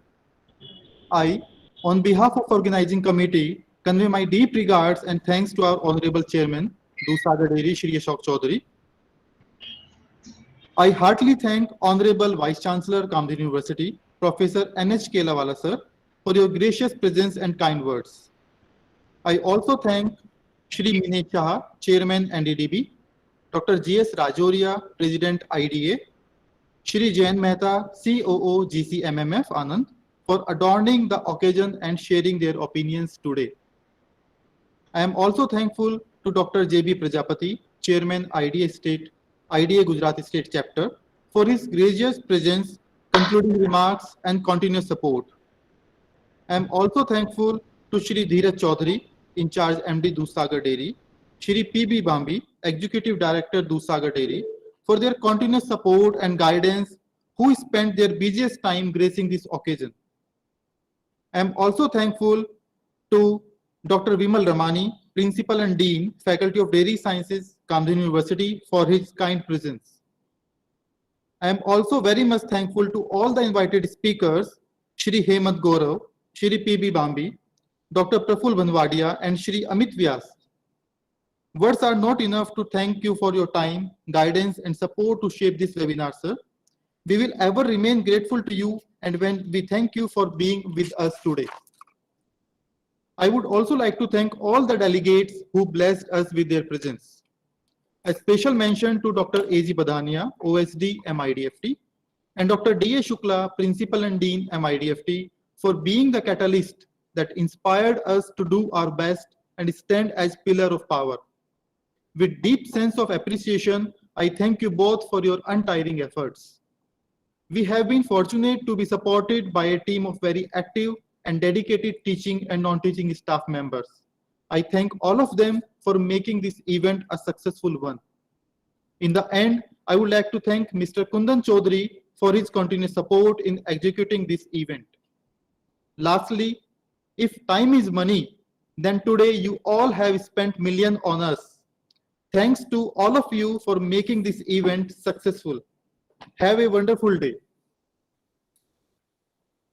At the last, we have received some questions, but I think most of these questions were related to mastitis control or pricing policy or quality, which were elaborately discussed and answered during the presentation. And even then, we are willing to have more in our email and other contact details. Thank you, one and all. Thank you. So congratulations, Bambi Sahib and MIDFT team for a fantastic event, and look forward to more such interactions. And excellent presentations, and compliments to all the participants, particularly Amit Vyas ji, Banwadia ji, Bambi Sahib and Hemant ji. Interesting, very, very informative session. Thank you. Thank you. Thank you very much. Okay, thank you very much. Thanks. Thank you, sir. Bye. Bye.